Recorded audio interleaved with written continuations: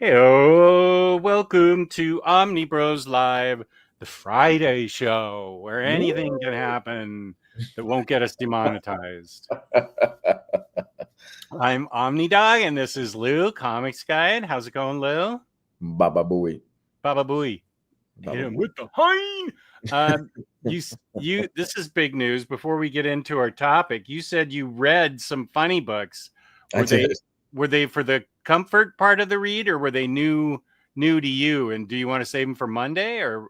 No. I'll talk about him tonight. No. Okay. I want to talk about him tonight because, we kind of get to it a little bit later. But I read 2 of the 3 absolute DC titles, the first issues that came. Oh, you did? Yes, I did. Yeah, I read Batman and I read Wonder Woman. So, and I'll talk about that in a little bit. But first, hit him with the hing on the sponsor. That would be InStockTrades.com. Oh, wait, you know what? I should do, no, not this, but I should do this as a transition. Okay, there's the IST transition. InStockTrades.com, where you can get all your collected edition needs for 30 up to sometimes 60% off, depending on the sale. Don't forget your 2% loyalty discount. We haven't given it away yet, a free $50 gift card to IST, which they are kind enough to give us to give to a lucky viewer out there like you. $50 or more, and in order gets you free shipping in the United States. And they have a bunch of different sales going on through the, I think it's through the month. I close my mail, but I know they're having Black Friday sales, and they are they're having Black Friday sales, and they're having sales.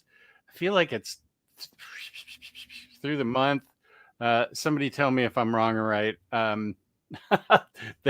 They are our sponsor, but they're always having sales. That's the way I'll say it. They're always having sales. Fabulous customer service, fabulous packaging. That's InStockTrades.com. Yes, it is. We love them so much. Here's a thing for you already from Kane. Hey, awesome. Yeah, it's a very emotionally charged ending in that book. So I'm really happy you enjoyed it. And we are now just, I think, 4 weeks away from book 5. So nobody talked to me on December, I think it's December 3rd or 5th, something like that. Oh, damn. December 3rd is my wife's birthday. So I'm going to have to talk to somebody that day. Nobody talked to me after December 3rd. Huh? What's this besides your wife's birthday? What were you looking for? December 3rd? Book 5 comes out. Oh. Book series that we've been reading. So nobody talked to me after that day. But yeah, book 5. That's it. Yeah, man. So let's look at the chat. Lance. He loved Absolute Wonder Woman. Very excited about the potential of that title as a big Wonder Woman fan. NFL dude, Absolute Superman completely sold out. The second printing is hitting in December. I think the week before Christmas. James' rating is Wonder Woman 1, Batman 2, Superman 3. Here's Batmantha, our New Zealand correspondent. How's it going, Batmantha? Good to see you. Let's see.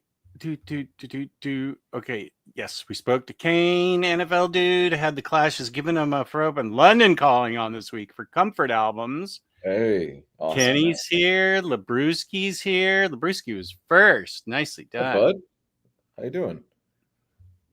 Javier's here. Now, this is interesting. Jeremy tells us that iTunes has DC Animated 10th Anniversary Sale 30 Movies Bundle for $15. Jesus. Wow. The last time they did this, they had like everything for sale for $10 accidentally, and I bought it, and they yanked back like half of them, which of course goes to our physical media preference. Let me look at that iTunes. Let's see. iTunes. No. Music. No. Okay. Well, you looked that up, Labruski. Thank you very much for asking, sir. I'm doing well, man. I'm doing pretty well, all things considered, everything that has happened this past week. But I'm doing good. Okay, so what is it that's on sale? DC. Wait, did you say DC Animated Adventures? DC Animated 10th Anniversary Sale. DC Universe 10th Anniversary. No result. That's the collection. That's not what I wanted. DC Animated. Let's see. Animated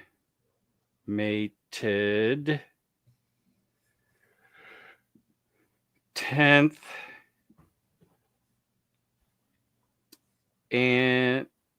Anniversary. Let's see if I can find that. No, I'm so bad at searching. Jeez, what? What's it called, man? 30 movies bundle for $14.95. So yeah, while you search for that, I'm gonna go ahead and take a look at some stuff in the chat. December 6th is when Stormlight Archive Book 5 comes out. That's Kane. Lance says he's finishing up Wheel of Time. Lance, I need some help, man. I need some motivation because I'm about 300 plus pages into that first book, and I hit a wall. I don't know if I want to continue with it. I'm not hating it, but I'm feeling it's a bit derivative, and I'm still waiting for the story to really kind of kick in so far. It just seems like the group that we're with goes to a location, something happens, they go to another location, then something happens, they go to another location, then something happens. I'm reading Wheel of Time book 1, and I think I'm edging towards dropping it and just starting Red Rising, just because I might need a bit of a palate cleanser and do some sci-fi in my life. Tell me I'm wrong. Tell me it gets better because I'm really close to dropping the book, and I don't want to because I keep hearing the series does get better as it goes. Let's see. Hi all. Hey, Narwolf. William Lee, nice to see you. NFL dude, how has health is wealth been going, Lou? Any holiday eating concerns? Jesus Christ. Yeah. So many. Oh my god. I finally broke through because I've been fluctuating, my weight's been fluctuating 193, 195, which is fine considering I lost 30 pounds pretty quickly. But my weight has been just in there, and I haven't been able to really break that 192 ceiling. The other day, I stopped really worrying about it, and then the other day I hit 190. I was really proud of myself. I was like, oh, okay, there we go. My ultimate goal is 185. I'd like to get down to the weight that I was when my wife and I started dating. Okay, found it all. I figured it out.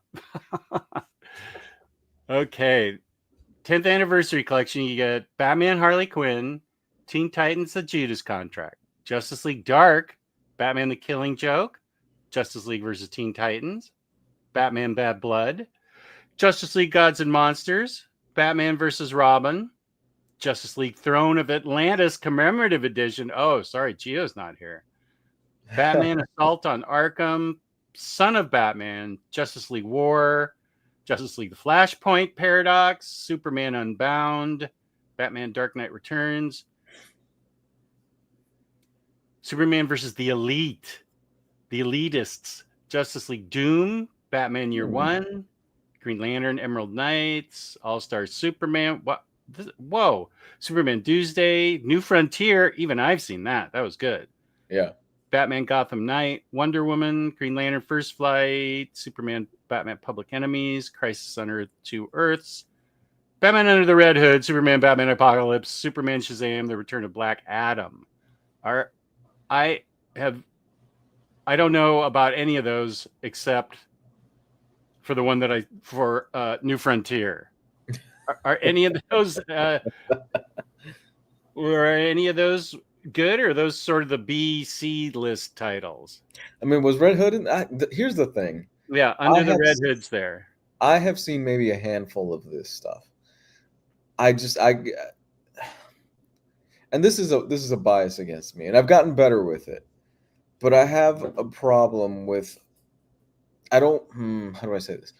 I don't take a lot of the direct to video animated stuff too seriously, and it's a roadblock in my mind. And I think mostly it's from when I was a kid, where you would get a lot of direct to video sequels and stuff like that Oh, as I see kids, what you're and saying. they were never as good as the stuff that used as the main theater stuff. You know, like Aladdin 2 was not as good as the first Aladdin. It's true. And Aladdin 3, Oh, most people don't remember yeah, most people Aladdin don't remember 2 there's a is third Aladdin. yeah, because Aladdin 2 is so bad. It had Yeah. Dan Castellaneta, Homer Simpson, as the voice of Jafar. Right. Most people don't remember there's an Aladdin 3 also. So I've got kind of a bias against that. And I know. I've heard that there's genuinely a lot of good stuff that DC has been doing the last few years as far as projects, and I just haven't been able to get to it. I think I own Gods and Monsters, so that's good. I own a lot of these in physical form, but so if anybody wants to go to DC Universe 10th Anniversary Collection, that's under the TV part of iTunes. That's why I couldn't find it. Top chart movies under the TV store. Ooh, Scrubs, the complete series. Oh, sorry. Oh, I love Scrubs. Oh my God, I love Scrubs. Yeah. Kane owns all 3 Aladdin films on DVD. Wow. That second one that's so bad was supposed to be a direct to television movie, and they hadn't signed up. I think Robin Williams had taken a pass, so they got Homer Simpson for it, and then they released it in theaters. It was supposed to, I think, not direct to TV, direct to video. This is back in the 90s, direct to video. Killing Joke and Hush was the low point of modern DC animation. Well, I don't like Killing Joke anyway. I do happen to love Hush, but I'll just read the book. Coming back to what Lance was saying, there's 2 things I want to highlight real quick. Lou, at 8:14, Lou, book 2 of Wheel of Time is much different from book 1 of Wheel of Time is much different from book 2, but book 4 is where you want to know to drop it or not. That's the flavor of the series from that point on. He also said at 8:17, continuing on Wheel of Time, Lou, you may want to drop it now if you're not feeling it. I recognize that 4 books is a lot of time investment to know if you want to keep going with the series. Here's the thing. There is a lot of good stuff in here that I recognize. It just feels like I'm waiting for the real plot to get going. And the world building is incredible. There is one section, and I mentioned this, I think it was last week. There's one section in the book where you have one character who she's basically telling this incredible story of Menethirin, which is a city, and how their ancestors were so much grander than what they are today, and how they should be proud. And it's a beautiful section of the story. And I was like, this is brilliant. This is one of the most incredible stories that I've read within a story in a long time. But it kind of feels like it's meandering a little bit in service of building up the world, which is great, but at the same time, I'm like, I want the story to progress, and it's just not moving at a pace that I like. So I'm gonna try to power through a little bit more of it, but like I said, I'm probably gonna end up dropping it and starting Red Rising pretty soon. Wheel of Time is the thing Brando Sando took over from the original author. Yeah, but that's not separate than Mistborn. That's separate than Mistborn, yeah, but that's not till book. I'm paying attention. I know what's going on. I'm paying attention. Hey, I'm glad. They're not connected, right? They're 2 separate things. 2 separate things. That's pretty amazing that he can carve his brain up to write Wheel of Time and continue to write Mistborn. And wow. Yeah, well, Wheel of Time is done. Thank goodness. He finished that up, and he's not coming back to that. So Noir Wolf said, I finished Mistborn number 1 a while back and really dug it. Hope to start Stormlight before too long. Hey, that's awesome. Wait, where's Noir Wolf? 8:15. 8:15. Oh, hey, welcome, Noir Wolf. Hey, man. My advice to you, Mistborn 1 is the first book is fantastic. The second book is a bit of a slog. But it does suffer from middle book syndrome. If you can get through There's it, a middle book syndrome, like there is a middle child syndrome. yes, yes, there is. Wow, I didn't know that.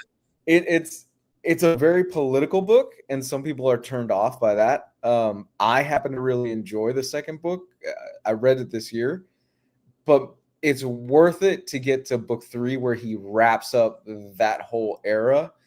And man, book 3 is so good. It really is. What? Who is his profile pic? Is that like Noir Wolf in a crown, or is that from some TV show? I have no clue. But it looks like it might be from Taskmaster almost. Noir Wolf, who is that? Is that you, or is that Taskmaster? Or Kane's very proud of you? All three of us. I know Kane's is super disciplined, way more disciplined than I am, and is doing great. I have plateaued because I pulled that back muscle and I couldn't go for my walks. But yeah, I 100% appreciate everybody that's trying to get healthier. Marvel Bab, one of our UK correspondents. What's up, man? True Graphic, one of our Great White North correspondents. Smothering Lion, peace and love. No, no. I am trying to get out of the I want to keep the Razor Crest, the Rusty Biscuit.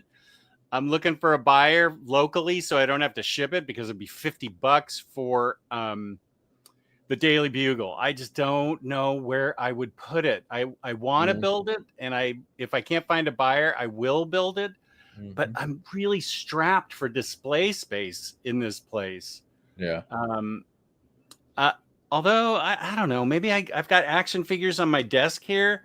I could probably find room for those someplace else and set up the Razor Crest there. Rusty Biscuit, I mean. Support wall. Support wall. I could knock down a wall. Yeah, not a wall. Here's William Lee, who was so nice and sent me all those posters.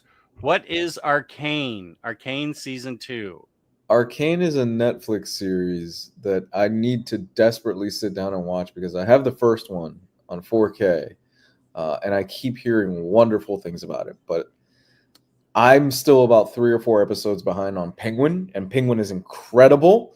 Oh, Penguin is fantastic. Penguin is actually one of the best shows of the year.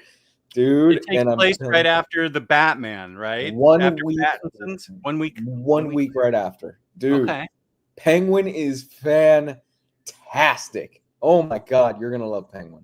It's so good. And I forget, is that on HBO? That's on HBO. It's on HBO. The season finale is this Monday. The season finale is this Sunday. Excuse me. And oh my God, Colin Farrell. He is so good, man. That's awesome. What's Arcane about? Anything witchcrafty or supernatural? Oh, you don't know? I know it's based off a video game series, and everybody talks so much about it that I ended up picking up the first season, and I still haven't sat down with it. Oh, it's a blind buy. Okay. Let's see. Wait, tickets. The tickets for Interstellar IMAX anniversary screening went up today and immediately sold out. I have never seen Interstellar. I should venture out of my house. Nope. I have the soundtrack, and I love the soundtrack. I never saw Interstellar or what's the Natalie Portman kind of thriller? Annihilation. I never saw that one either. Not for lack of not wanting to. I definitely do. Okay. Wait. Let me go to... Interstellar's had a bit of a revisionist history in the past few years, where I remember when that thing came out, a lot of people were like, this isn't that good. That's what I thought I remember hearing, but a lot of people didn't vibe with it when it first came out, mainly because of the third act and how that plays out for a lot of people. But in the last few years, it's been like, no, this movie's brilliant, and people really found it for what it is. It's such a great movie on the reflection of time and life and what it means to be a parent. And the ending just, oh, the ending is so good on an emotional level. Okay, I will look to see. You're gonna cry. I cry at everything. You will shed tears at the end. You specifically, since you have a daughter, will shed tears at the end. Interstellar. Blah blah blah blah blah. Fandango at home. No, no, no. What? Fandango at home. It's not showing anniversary screenings. It's not showing it on Flickster. Okay, theaters. When is this go? I'm sorry. I keep looking at my phone when I should be talking to people in the chat. I'm like, oh, that looks interesting. Let me go to my phone and just not even pay attention to the chat. Wait, there we go. Interstellar. It's not showing up for me yet. Where did you see that, NFL dude? Show me what app I should be looking on, because I'm an idiot. 3 Aladdin films, Robin Williams and Disney were not on good terms when Aladdin 2 is in the works. They obviously mended their relationship by Aladdin 3. I want Aladdin and the Little Mermaid TV shows to release on DVD Blu-ray. I missed those episodes. I didn't even know Little Mermaid had a TV show. Yeah, a lot of them were short-lived and they were okay. Hercules had one too, and Hercules was fun. Lilo and Stitch had a great animated series, and that was good. Yeah. I'm just saying that there is a middle child syndrome. I'm not pointing my finger at you, Labruski. I've heard of it. I'm part of it. I'm the caboose. I was the oops, and my sister was the middle child. So I think she may be the one that have told me about that phenomenon. Phantom Fool, never finished second Wheel of Time. Everyone says it's really good, but I just couldn't pay attention. Maybe I'll come back to it someday. Book 3. Mistborn was so cathartic. That's a Depeche Mode video screen grab. Wow. That I didn't even come close. I'm going to pretend it's you, Noir Wolf, sitting on your throne of comic books. I also haven't made it past 3/4 of Walking Dead. It got a little repetitive for me here. The ending is great, though. Maybe I'll try to push through this week. Phantom Fool's on the getting healthier train also. Health is wealth. Phantom Fool. Yeah, health is wealth, man. Yeah. It's very important these days. True Graphics picking up her copy of DC versus Marvel Omni. Nice. Nice. Enjoy it, man. Yeah, I know, but I just don't. I really don't see myself even having the time. I can't even watch. I haven't watched any. I don't watch any television. I just sit and read comic books, and that's all I ever do, which maybe means that I really need to take a break and build the Daily Bugle. I even have lights, like diode lights that go through it as you build it, that are supposed to be strung through to light up the offices. Nice. Awesome, man. Awesome. Next to Maginaut saying kudos in your weight loss victory. Thanks, man. And only one big word in there, perseverance, and even I understand that one. So let's snap it up. Next to Maginaut. If I understand the words, are you really doing your job? Scottish correspondent Hayden. Nice. YP. I appreciate it, man. Penguin ends this Sunday. Penguin is so much better than it has any right to be. He is not wrong. Penguin is so damn good. And I kept wondering how they're going to do an 8-episode series of out of the Penguin. And man, I'll be damned if they didn't pull it off. Yeah. So the plan apparently is they do a movie, they do a villain series. So it's pretty much been leaked that for after Batman 2, they're going to do the Joker leading into Batman 3. Ew. Who's 2? I'm in the same. I'm tired of the Joker, but this is so good that I'll give it a go. Wait, is Penguin supposed to go into the movie? Right. Batman 2? I know. Yes. Okay, so who's the villain in Batman 2? Do we know? We don't know yet. Okay. We don't know yet, but Penguin apparently is going to tie directly into Batman 2. Batman 2. Yes. Oh, okay. Yeah. Wow. And apparently, once after Batman 2 comes out, the Joker series or whatever series they've got planned on HBO, the rumor is the Joker series is going to go into Batman 3. So we've got nonstop Joker? Wait, hold on. James Gunn has denied the Joker rumor. Labruski's saying that in the chat. So, okay, I guess that's not true. Thank God. I'm so tired of the Joker.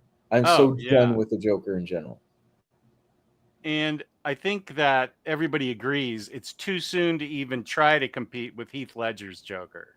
Here's the thing about Here's the thing about the Joker for me is that he's that character that for whatever reason, every writer, every creator, every director, they all want to put their stamp on the Joker. And I'm so tired of friggin' Joker that I just don't want to see the character for the next few months to a year. Please, I don't need any more Joker stories. I don't. I'm good.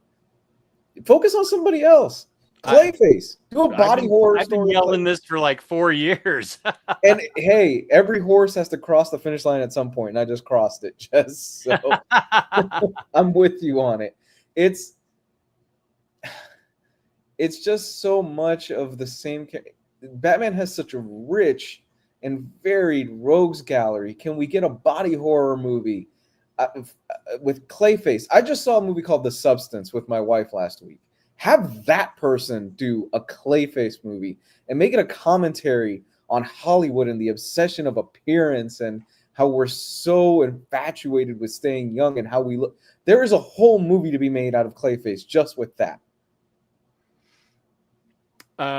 This would be good. Court of Owls for Batman Part 2. Now that I'd see. I think that's what it is.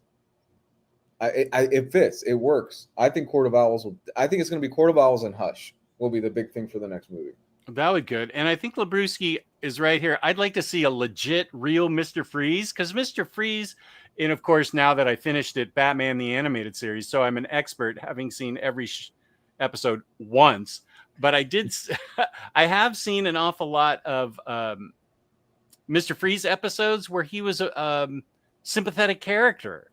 Yes. And that's, instead of somebody insane, I'd love to see Mr. Freeze for his original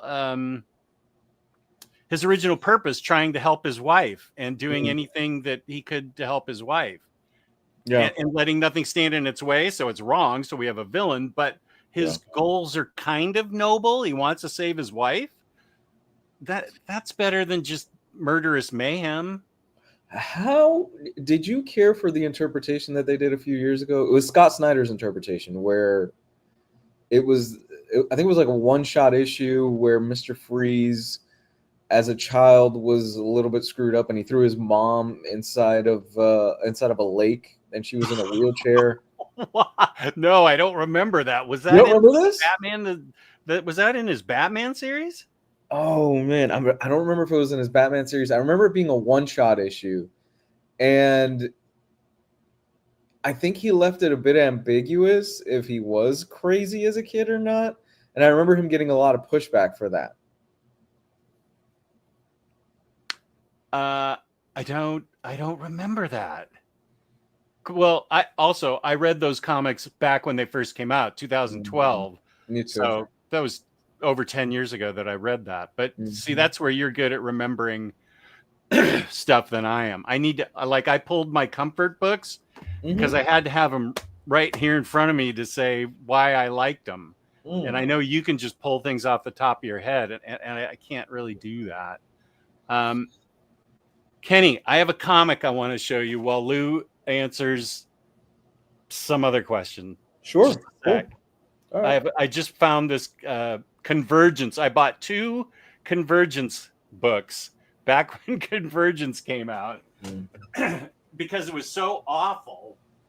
I didn't even want to. Here it is. And I don't know who the artist is here, but let me highlight myself. I love it. I love it. I love it. Just a big old Herkin crypto licking on Catwoman, and she's like, it wasn't very expensive. I think it was $12 at the time, and this, and then I got an Adam Hughes cover of Catwoman that I had to get CGC'd because it turned out it was, and I'm never going to sell it, but I got it CGC'd for Nice. whatever reason I did it. So anyway, Hayden says, and it's not wrong. I mean, we've had 6 different live action takes of the Joker in the past 10 years, and that's not including the cameos in Powerless, Titans, and Batwoman. Okay, 6 different live action takes in the last 10 years. Live action. What? Okay, Heath Ledger, and then who? In the past 10 years, since 2014, have there been that many live action? Hayden, can you name them off, or do you know them, Lou? I don't know anything besides. Live action takes on the Joker in the last 10 years. Okay, there was. Joaquin Phoenix. Oh, right. It was Joaquin Phoenix. Forgot about that.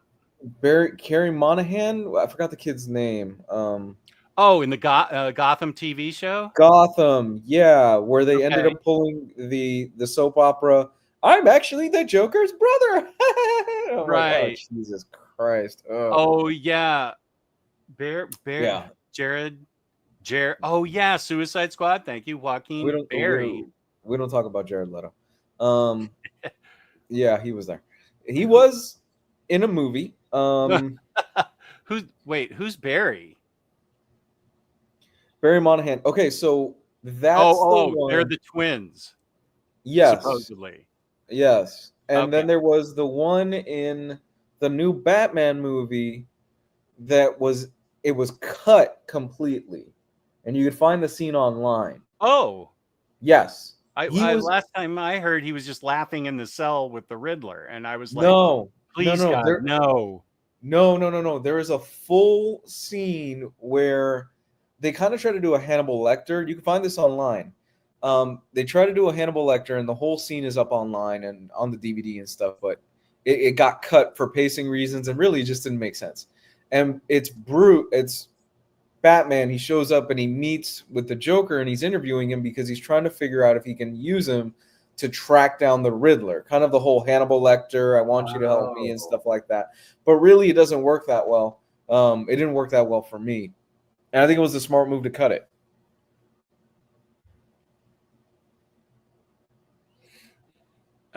Okay. I forgot about so Barry and these guys are brothers? Barry and Cameron Monaghan?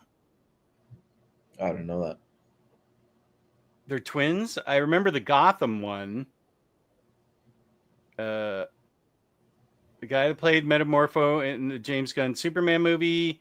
Oh, played Victor Saz. He was a very evil and scary Victor Saz. That Gotham show was dark. Whoa, was it dark. It got a little crazy there for a while. Yeah, I dropped off after 2 seasons, but I had plenty of darkness in me after that. I got to tell you, not brothers. I typed it out weird. Okay. We wanted Gotham Central from that series, and we did not get Gotham Central, unfortunately. I really hope that this Penguin team, they end up doing Gotham Central, because Gotham Central is so ripe for a great police procedural series. Yeah, with Renee Montoya. Oh my God, yeah.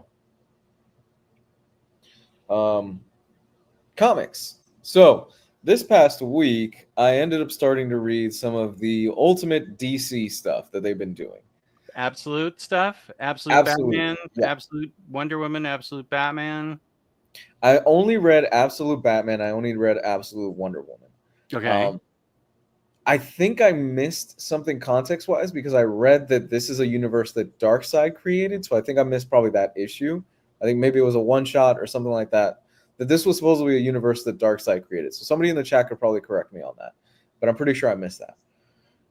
Absolute Bat. Which one? Well, let's start with you. Which one do you think? Which one do you want to know more about? And I won't spoil it, but which one? Oh, you can spoil it because I'll forget. I'm not going to read those until they get collected in a year. You think I'm going to remember this conversation? I won't even know your name.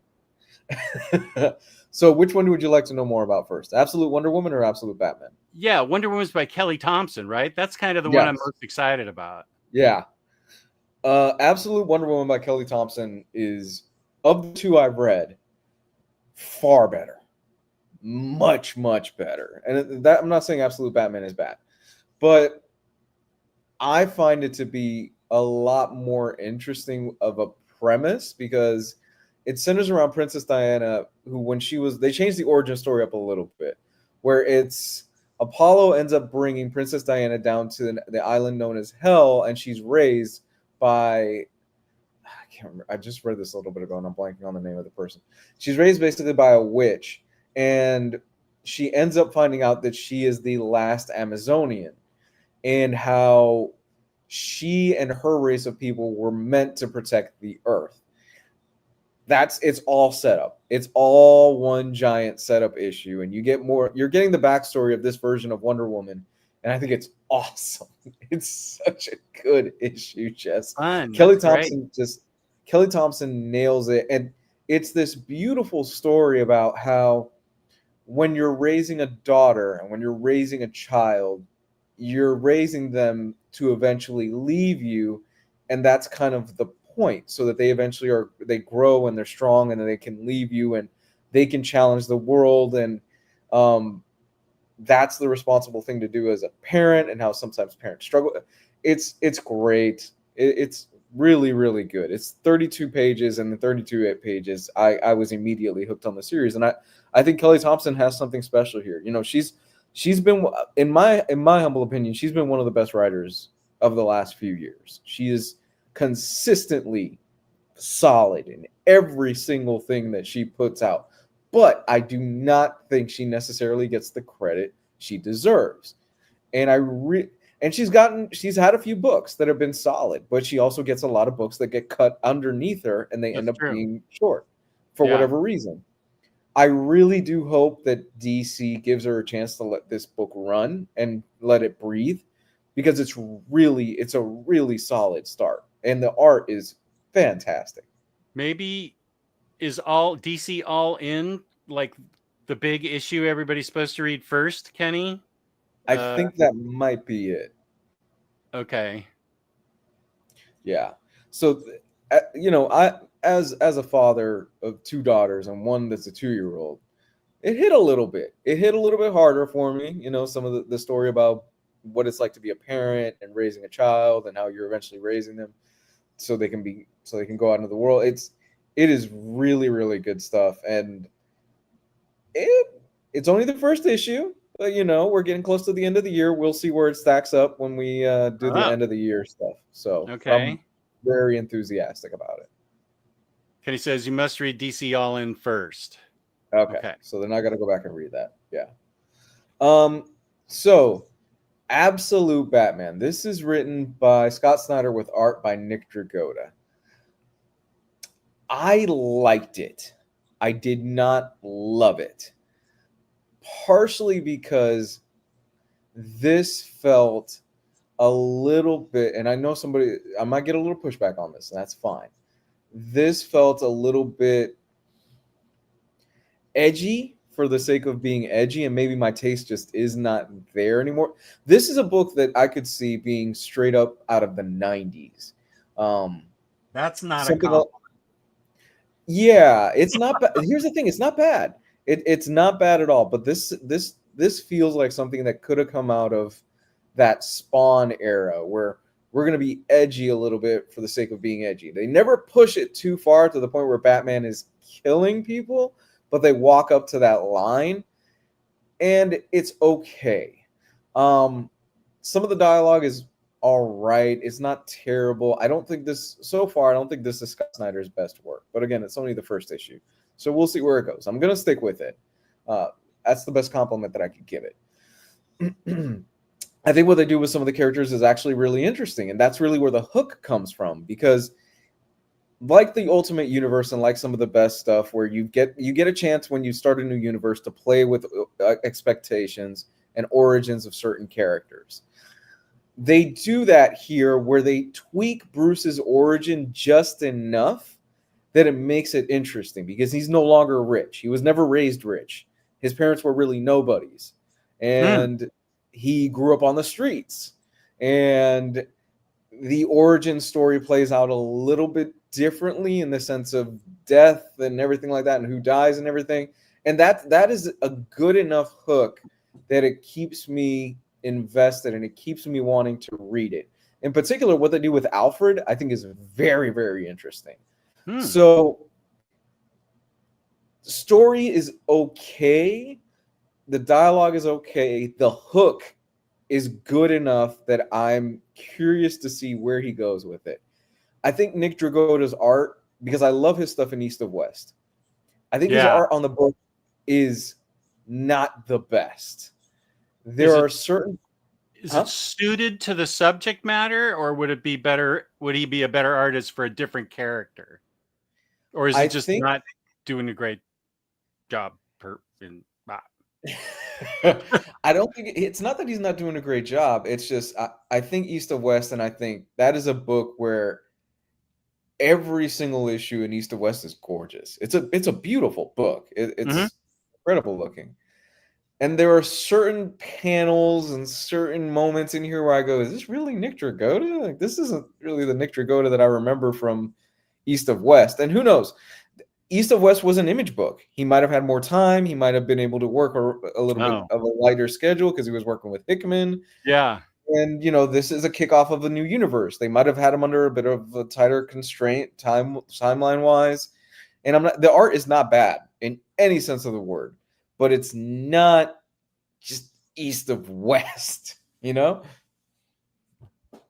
Yeah. Here's Muhammad. Welcome. Good to see you here. Let's see. I didn't. I'll read stuff over the weekend.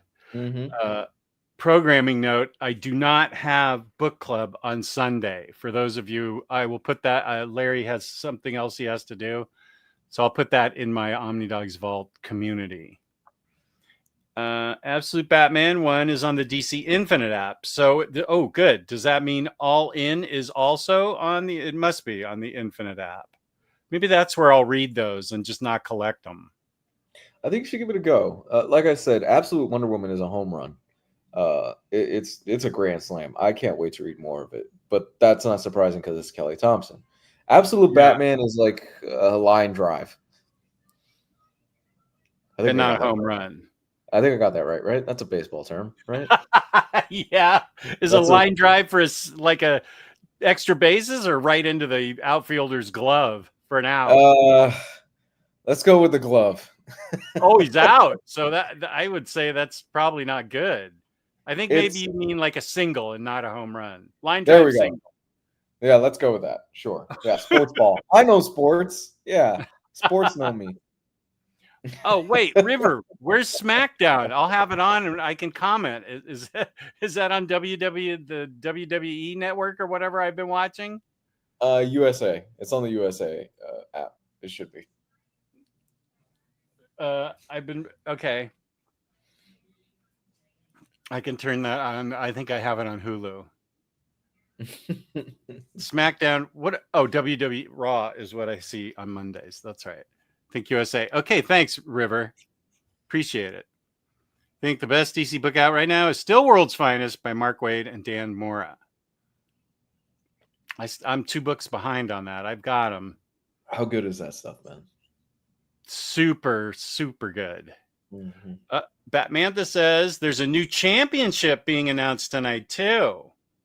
I gotta jump back on.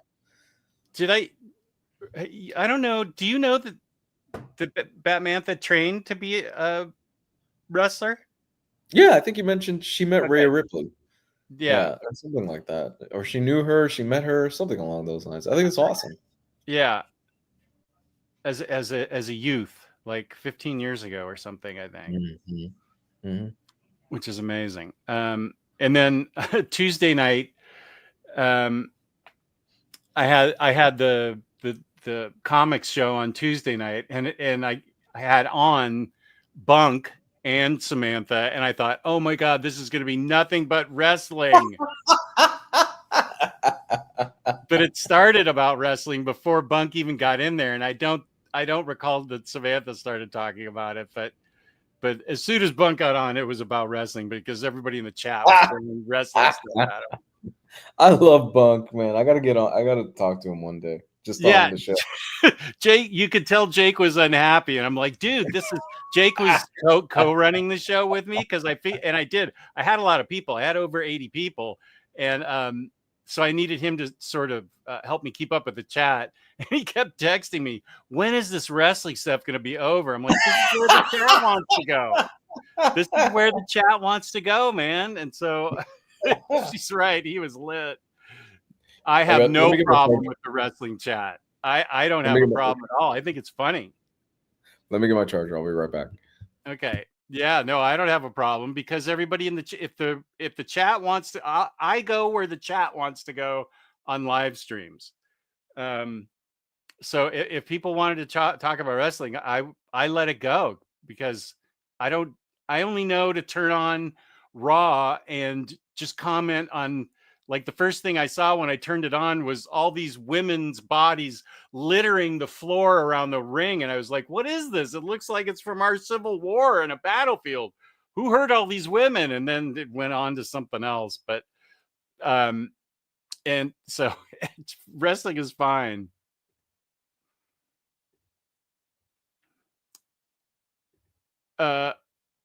Wait, what?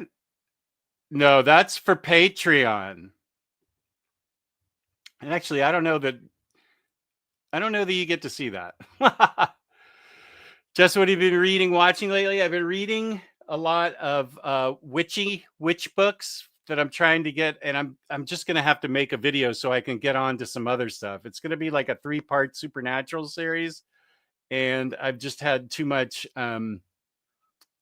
other stuff pulling at me that I haven't been able to make a video in about a month. So let's see what I watched recently. I've been watching Shrinking on Apple TV, which is great. And then I've been watching Suicide Squad Isekai, which I loved. I finished that. And I caught up and watched all of Kite Man Hell Yeah. So that was good too. And my daughter and I are still watching Brooklyn Nine-Nine. Next time Jake is on, we'll try to start more wrestling talk. Go for it. It's fine with me. Just I feel like you're going to enjoy the new Harley Quinn creative team. It feels fun again. Did you feel like season 4 wasn't fun? I've had fun the whole way with it. Tell me what you didn't care. No, don't tell me what you didn't care for. I've enjoyed the whole thing. I've enjoyed all 4 seasons. I do need to go back to the Valentine's Day special now that I know who Roy Kent was in Ted Lasso. Oh, Hayden's talking about the new comic. Oh, okay, good. Thank you, Hayden. You meant the comic. Oh, okay, great. That's good because I have that right here somewhere. I haven't put my books away from my halls. Hang on. Oh, maybe I have put it away.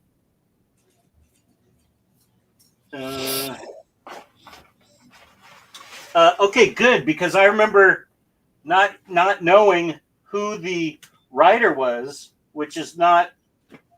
But I wasn't gonna not like it just because I didn't know who the writer was. But I wasn't familiar with the writer. But that's awesome. I'm really happy about that. That's great. That's awesome. Patreon.com/Omnibros live, where if you want, for $5 a month, you can donate to us, and you can join Jess and I, the official co-host of the Patreon live stream now. And there's an archive of a bunch of old videos. Jess, we have already picked out a Sunday for this month, so if you guys want to put it on your calendar, we will be doing the next Patreon live show on the 17th of November, and that will be at 8 o'clock, guys. So that is if you want Sunday.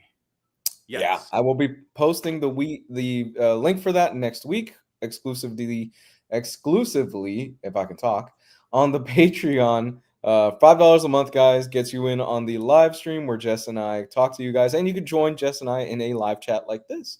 Or if you want, you can just hang out in the back room and no judgment at all. And you can talk to us through the chat. We had Next to Maginot with us last time, and he did that. And you can ask us questions. You can talk to us, and we kind of go off for about an hour and a half to 2 hours. And So it's I will always fun. spill the tea. I will spill the tea. You can ask me whatever you want, and I will be honest. So there is a lot of tea to spill. But man, yeah, no, we have a great time. I gotta pick. I want to do a book for this particular month, but I want to do one that's not too long, maybe 10 issues that we can knock out and we could do a reread for the next one. Oh, okay. It's 8 p.m. 8 p.m. Sunday night. Yes. The Rams game's at 1, so I'm okay that way. And I had been talking like with James and some other people about if they wanted me to do a Patreon for Omnidog's Vault. And I was sort of wishy-washy on it, but I thought I'll post that now in my Discord. And if anybody wants, I mean, you'll get me and Lou now at something that's already set up. I don't even have to set it up. It's already going. And it's just once a month, and I can pull that off on a Sunday night as long as the Rams aren't on. Yeah. How is your team doing this year? So far, so good. They were 1-4. Now they're 4-4, and everybody's coming back healthier. And I think we're gonna no more injuries. I think we can make the playoffs, which is always my goal. Tua update: is he concussed again, or is he good? No, we're playing him Monday night. The Rams are playing him Monday night. I have a show Monday night. Okay. Well, I can record it. Okay. Or else I can have it on down here. Then I would never pay attention to the show. I'll record it, and I'll have the mods delete anybody that tells me anything about the score. Are the Dolphins still a hot mess? Tua helped no, they lost to Buffalo. Yeah, they are kind of. I feel like they might be 2-5, but since he's back, they took Buffalo. Buffalo's a very good team, and they took them right to the wire. So it's not a game that anybody's taking lightly at all. No Ram is. I know that because they have a good. They actually can be a decent team. Monday is also Veterans Day. That's right. So yeah, Miami's dangerous again with Tua at the controls, but he is awfully close. I think he's one more away from having to retire early. There's this receiver from Ohio State on the New Orleans Saints, Chris Olave. He's already had 3 concussions in 2 years. Good. And he was taken to the hospital last Sunday. You get another one of those, and I just think you have to quit the game. I understand it's hard at 24 years old or whatever. You've also got your contract and your pension, though, since you signed and you're a star. But wow, that's very scary. Here's Batnessa. What? Now, why does it say Vanessa when your name's Batnessa? Good to see you, though. She's so into. I need you to. Yes, good to see you. We had a good conversation in Discord this week with Batnessa. Awesome, brother. All right, man. Well, I think we are an hour into the show. We've got some comics we want to talk about, don't we? Yeah, I have comfort books, and then we have what dovetails nicely into the comfort foods was the witch of Omnidog Discord is here. Yes, she is. She is an absolute. She really is a witch. She has a coven and everything. No, we're not done yet. We're just getting started on the topic. You just missed a bunch of other stuff. Wait, is this true? She has a coven. She drives a hearse that's like in cherry condition. Awesome. Holy shit. Super gothy. She's like a witch with a hearse and everything. I don't know. She lives in Salem, Massachusetts or something. Yeah. It's amazing. That's badass. Yeah. She's living her life. That is badass. So going with comfort food, you showed something. We will get to comic books just a sec. But you showed something that you tell me what it was that you shared in the chat, Okay. Omnibros chat about chicken. Okay, yeah. So this kind of spun out. One, it's been a rough week for quite a few people around us. And I thought, you know what, let's kind of go with something a little more positive today. So, and the food thing came out of, I posted this in the chat where it's been said, and I want to know what people's opinion is in here, that apparently Filipino fast food chain Jollibee was rated the best fried chicken in the United States. And I can tell you because he's here, Harvey was kind enough to send me a bunch of Jollibee food. I feel like that was maybe a Monday night. I know it was while I was on the air. Yeah. First of all, of course, it's always nice when Cycle sends me something, and I genuinely appreciate it. The mistake I made was eating the spicy chicken first because that's the best one. The sandwich was good. The other chicken was good. The gravy was good. The ube pie was really good. He sent me so much food. But I loved their spicy. It's not super spicy, but it's just spicy enough that it was really good. And I still have not tried Popeye's spicy chicken, and It's okay. apparently it's okay. It's okay. Okay. Now, admittingly, the best fried chicken that I've ever had is from a restaurant, a local place called Hattie B's, and it's in Tennessee. Dude, oh my God, Hattie B's is incredible. It's so good. It's in Tennessee. It's not in Florida. It's in Tennessee.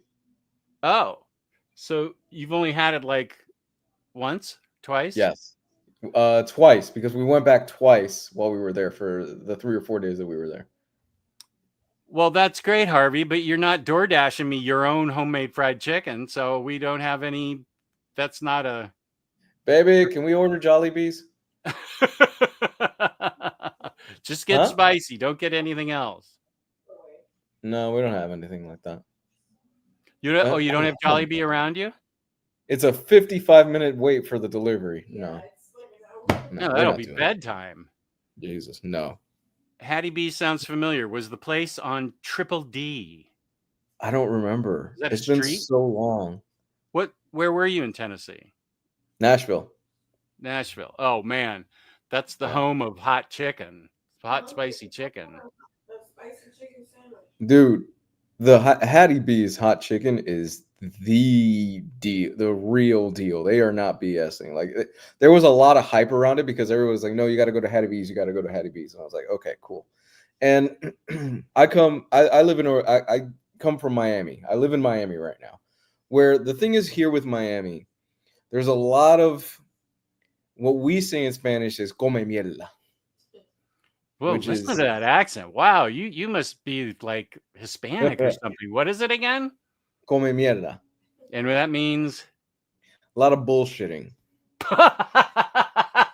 Yeah. Coño. there is a lot of people and a lot of influencers that go, "Oh man, you got to go to this amazing place and try this amazing brunch." And I go there and I'm just like, I paid $30 for avocado toast, 2 coffees, and a side of eggs. And I'm fucking furious right now because this is the most mediocre shit I've ever eaten. So when I went to Hattie B's, I thought, this better be good because I'm paying an arm and a leg for some of it. And man, did it deliver. It was so good. Oh, Triple D's is diners, drive-ins, and dives from Guy Fieri. Okay, so it was shown, so it probably was. Is it? We've seen it. Have we? I don't remember watching it. Guy Fieri? Yeah. Oh. Huh. Do you know who he is? Even I. Yeah. He's the dude with the spiky hair. He's in, yeah. Convertible. Yeah. Older car, convertible. Yeah.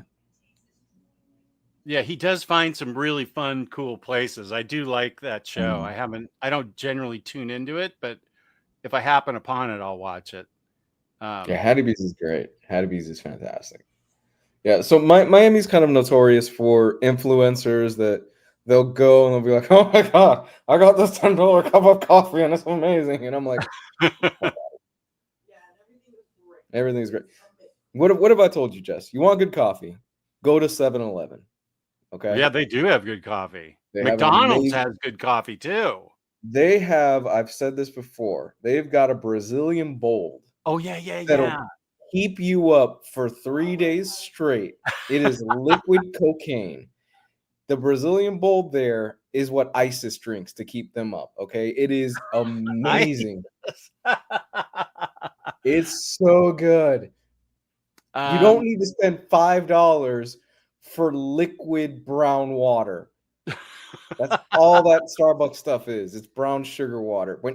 When you come to Miami and you get real Cuban coffee, and you know this from oh experience because you've yeah, had Cuban gasoline. I have at a Cuban restaurant this past summer Right. or You past know the real spring, I deal. think. You Yeah. know the real deal. They serve it in tiny cups because that's all you can handle.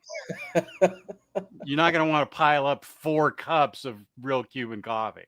It's true. And you're a coffee guy. You I drink your do coffee. love coffee. I'm not a coffee connoisseur, but I do love coffee. Mm. And do you enjoy the process? Do you do the grinder of like the beans and everything like that, and you do the whole thing at home, or do you kind of just do the Keurig? I do the Keurig, and I could.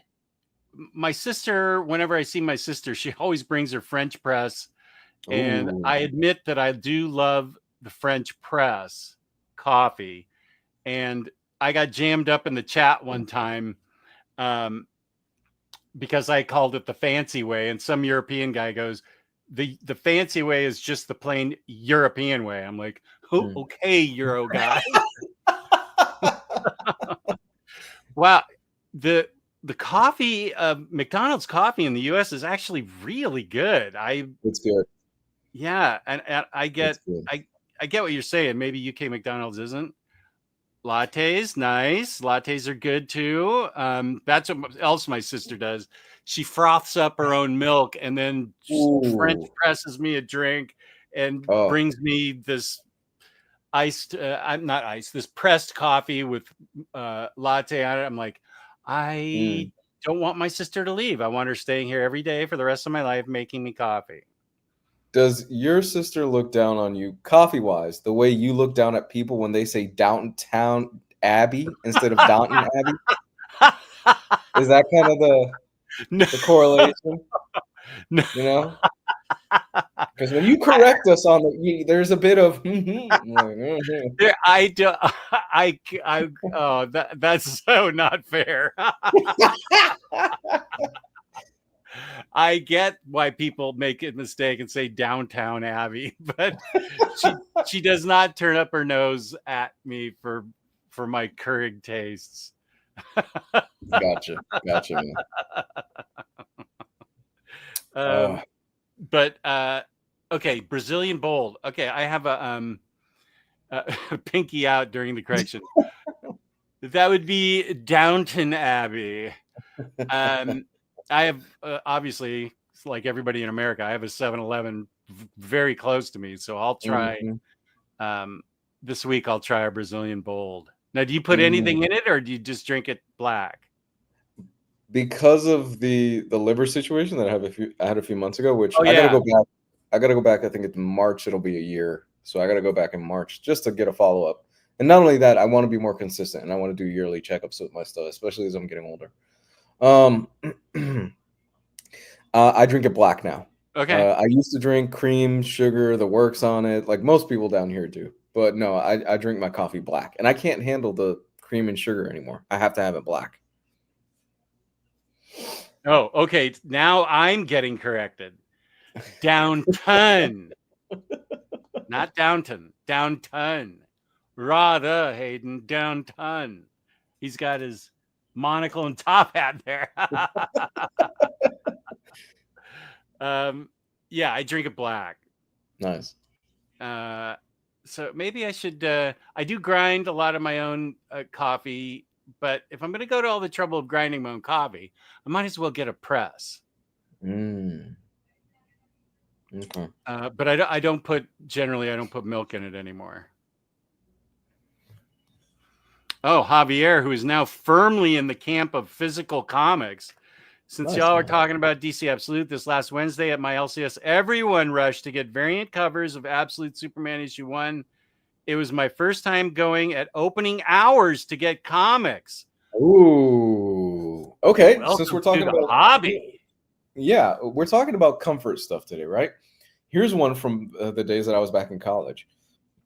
There was a comforting moment of going to my local comic shop on Wednesdays and picking up my stack of new books, seeing people there, interacting with the owners and stuff like that, chatting it up, and even picking up a few things that aren't on my pull list and finding things that are not unexpected. And that's one of the things that I miss since going digital and not doing the Wednesday Warrior thing anymore is going to the local shop where I would have my breakfast. I'd go through the 2 classes I think that I had in the morning. I had about 2 to 3 hours before I had my afternoon class. So then I'd shoot over to the comic shop, pick up my books, come back, maybe read 1 or 2 before I had my afternoon classes. It was really cool.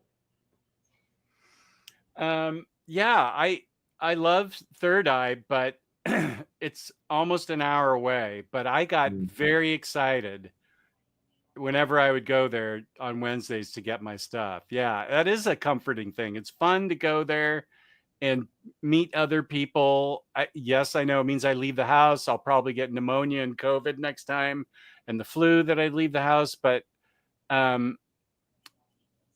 yeah, it is fun and comforting to go there. I still get, I still collect single issues for the covers. Like David Nakayama has a bunch of really cool Harley Quinn covers out that are coming out right now that I'm probably going to have to get, even though I said I wasn't going to. So yeah, I lied. So I will have to go down there and pick those up. Yeah, there was.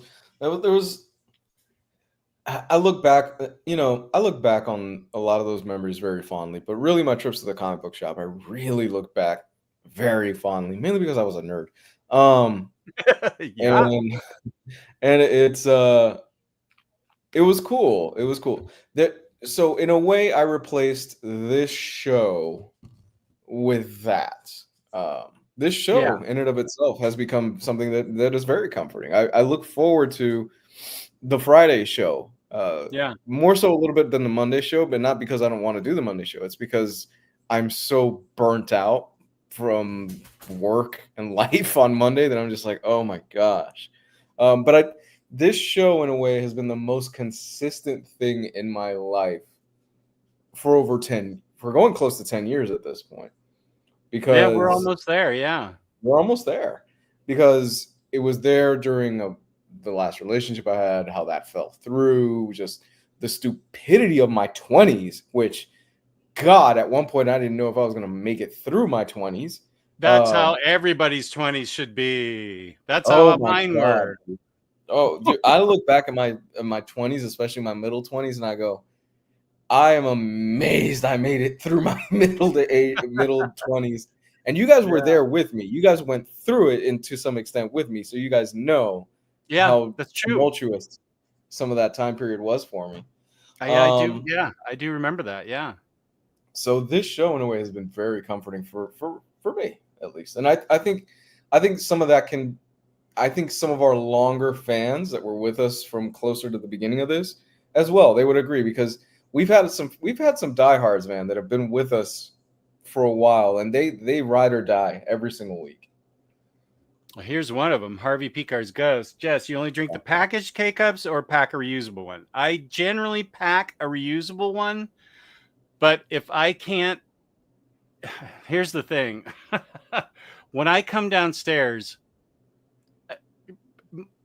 this is my wife in the morning and this is me in the morning. My wife's like, oh, what a beautiful morning. I'm alive. Let's go do things starting right this second.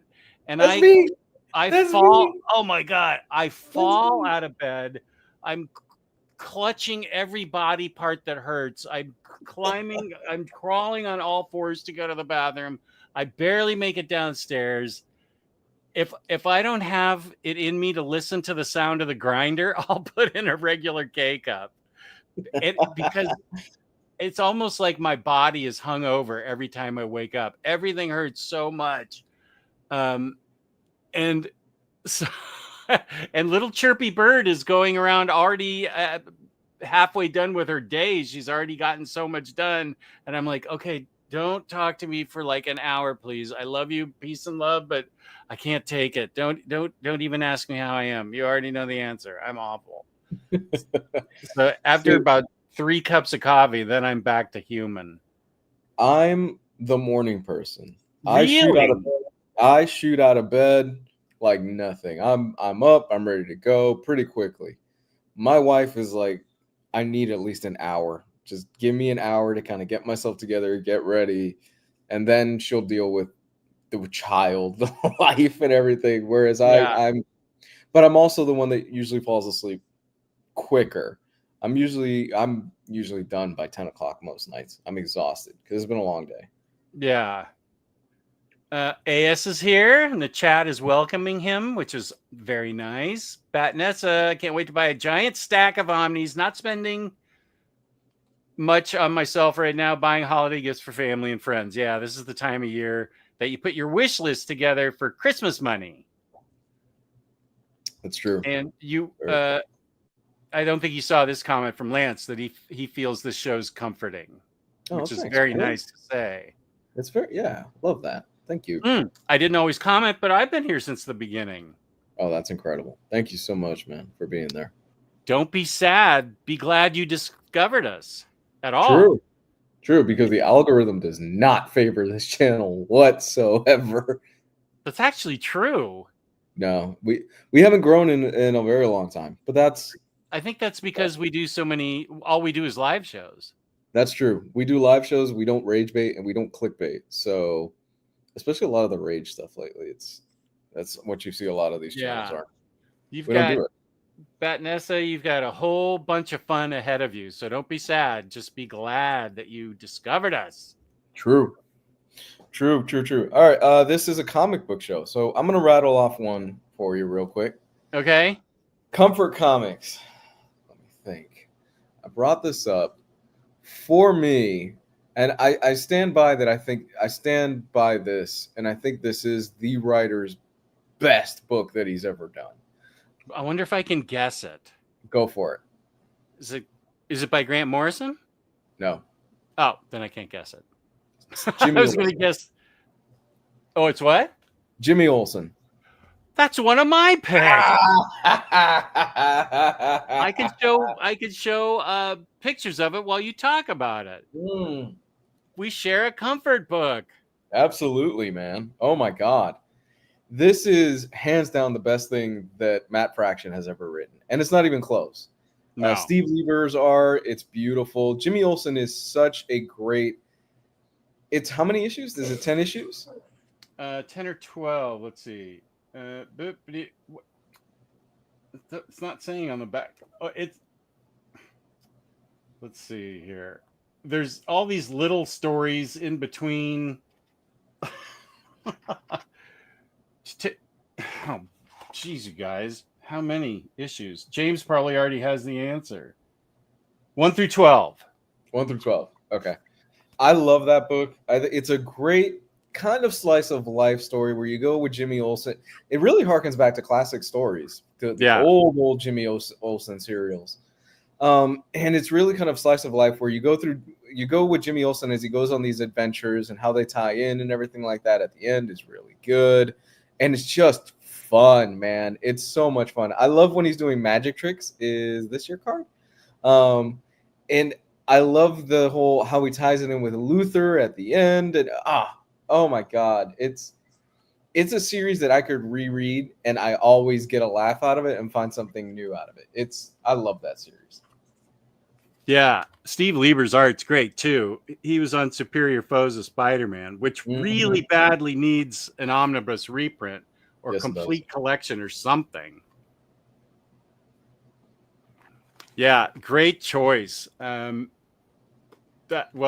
mean, it especially hit for me because I grew up reading, and are these are the most ridiculous Silver Age comics you can read is Jimmy Olsen, because Mhm. he's literally turning into like a fish person, a tortoise, a giant. Yeah. He's got a honorary badge as Insect Lad or something for, wait, what's his? I can't remember. Elastalad. He's always changing into some weird character. I mean, these were definitely kids for comics back then, and Hmm. but you don't have to. That's only why it was special to me, because it makes fun of the whole thing, but Hmm. it stands on its own. You don't need my dumb Silver Age background to get a kick out of this. Lou Yeah. doesn't know any of those stories. The Minister of Comics loves this book, No. and he hasn't read any of those Silver Age stories. I don't recommend anybody read the old Jimmy Olsen book. Me, don't do it.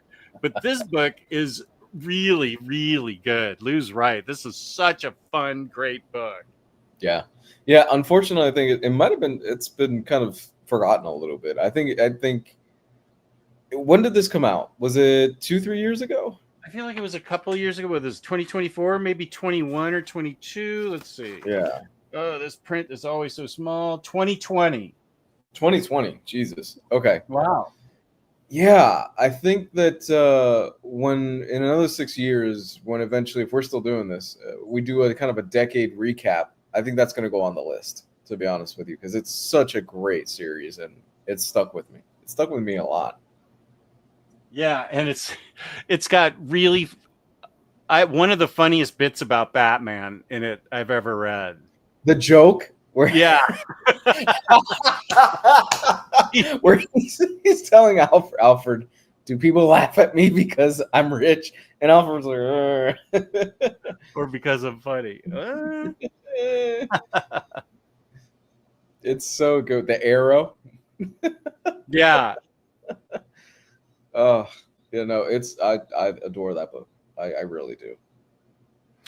Oh, Kane with a nice compliment. You both are authentic, which is rare these days. Peace and love. That's very nice. Man, appreciate it. Yeah. The best thing, nice thing about being in my 30s now, 31, is that I care much less what people think. Well, that's good that you got it that early. I didn't get that until later in my life. Considering I only have a few months left in my 20s, I can relate to Lou, because how the F did I survive the last decade of my BS? That was my 20s too. I'm surprised I didn't. Yeah. Jimmy Wilson book is so good. Nice. That Nessa just throwing out the black hearts. I'm a proto Omnibro fan. Used to follow you guys' comic stuff before you joined forces. Oh, thanks, man. Superman's pal. Jimmy Olsen is amazing. So let's say someone were to send you some of their family's brand of coffee. Whole bean would not be preferred. It probably, actually, it's a whole bean is fine. I usually in the afternoon will grind up a bunch so that I don't have to suffer through it in the morning.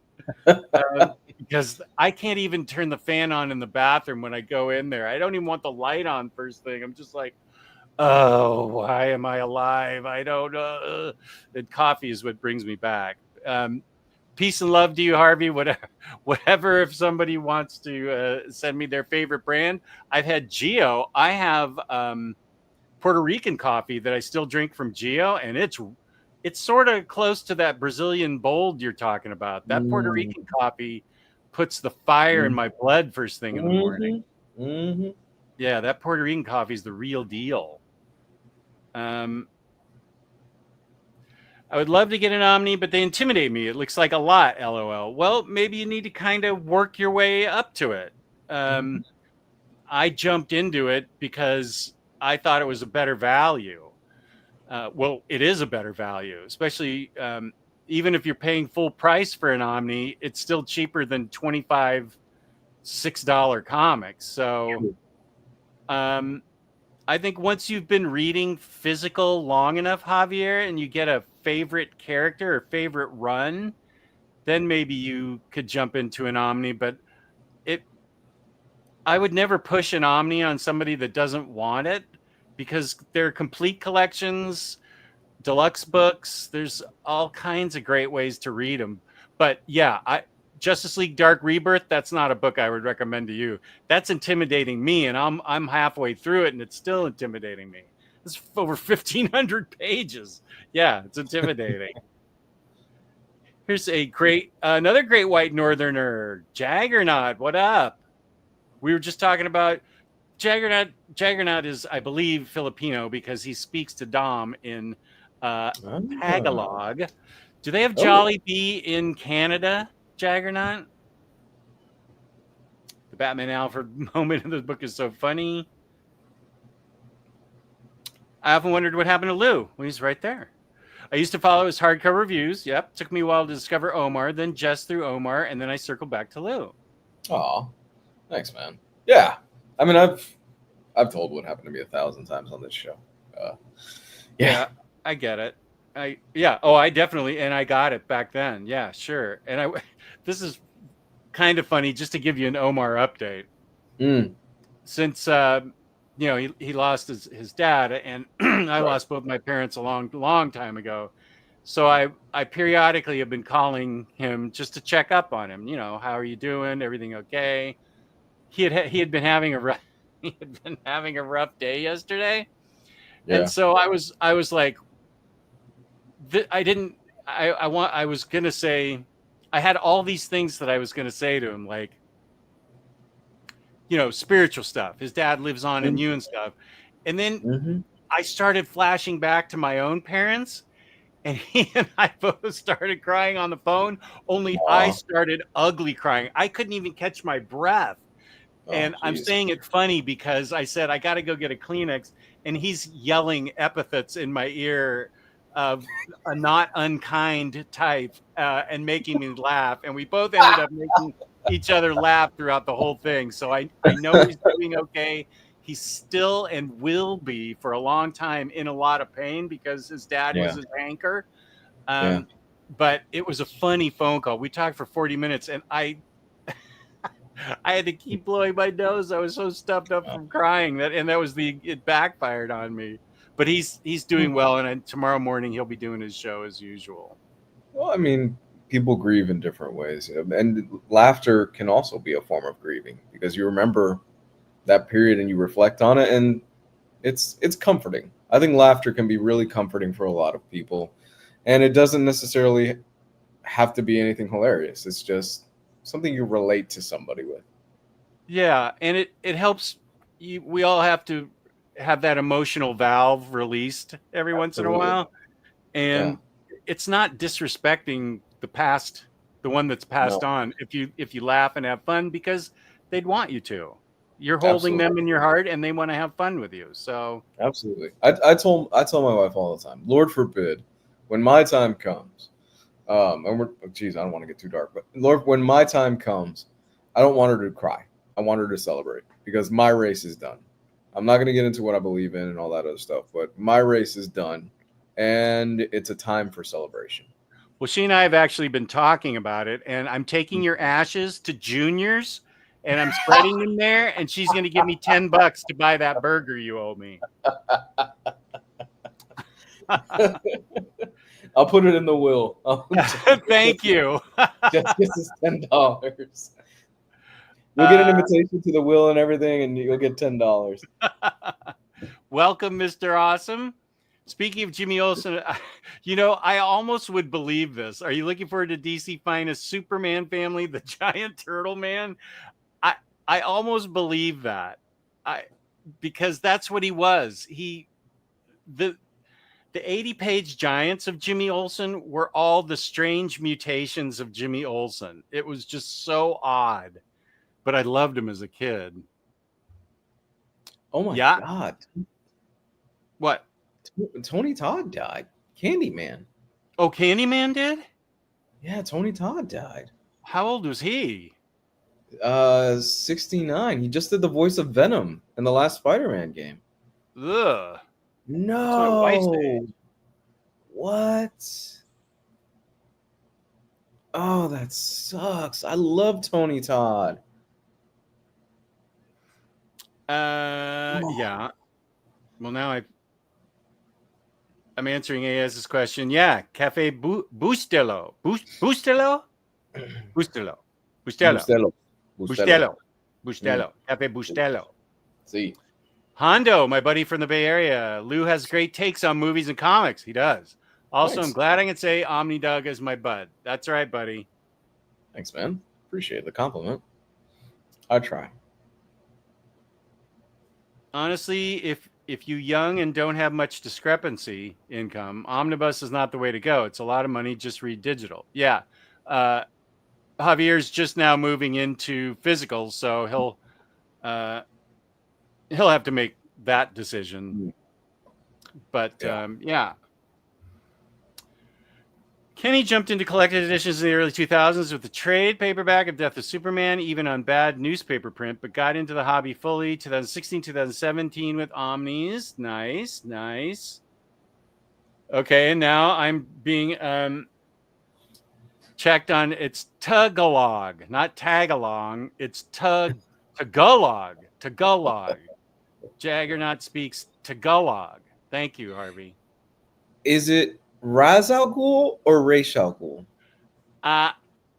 Since Denny O'Neil, I will tell you, Denny O'Neil wrote the episode for Batman the Animated Series that introduced Ra's al Ghul into it, and I think Denny O'Neil did, and that's how it was pronounced in the episode. So I believe that it's Ra's al Ghul, and I've had. How old am I? 65 minus 10, 15. I've had over 40 years of calling him Ra's al Ghul.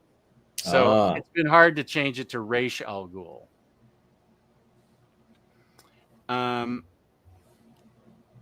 He just wrapped up Final Destination 6, too. Geez, what a shame, man. Tony Todd's amazing. What a voice.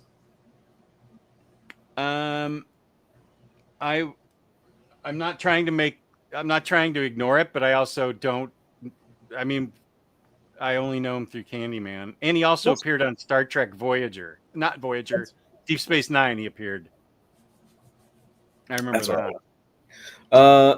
Comics. Any other comic you want to throw at us? Silver Surfer, Dan Slott, Mike Allred. Yes, sir. This has been called Doctor Who in Space. It could be. I don't know. I have not seen Doctor Who, and that is going to be rectified. But he and Dot have a lovely relationship. They go traveling through space together. The ending absolutely made me sob. When you get a comic book that makes you cry, that is doing something. That is the creator making a connection to the reader that doesn't always happen. And it was fun, humorous, serious, and a brilliantly beautiful, sad but loving ending. And this is one of my all-time faves, and it's comforting just because it's so fun.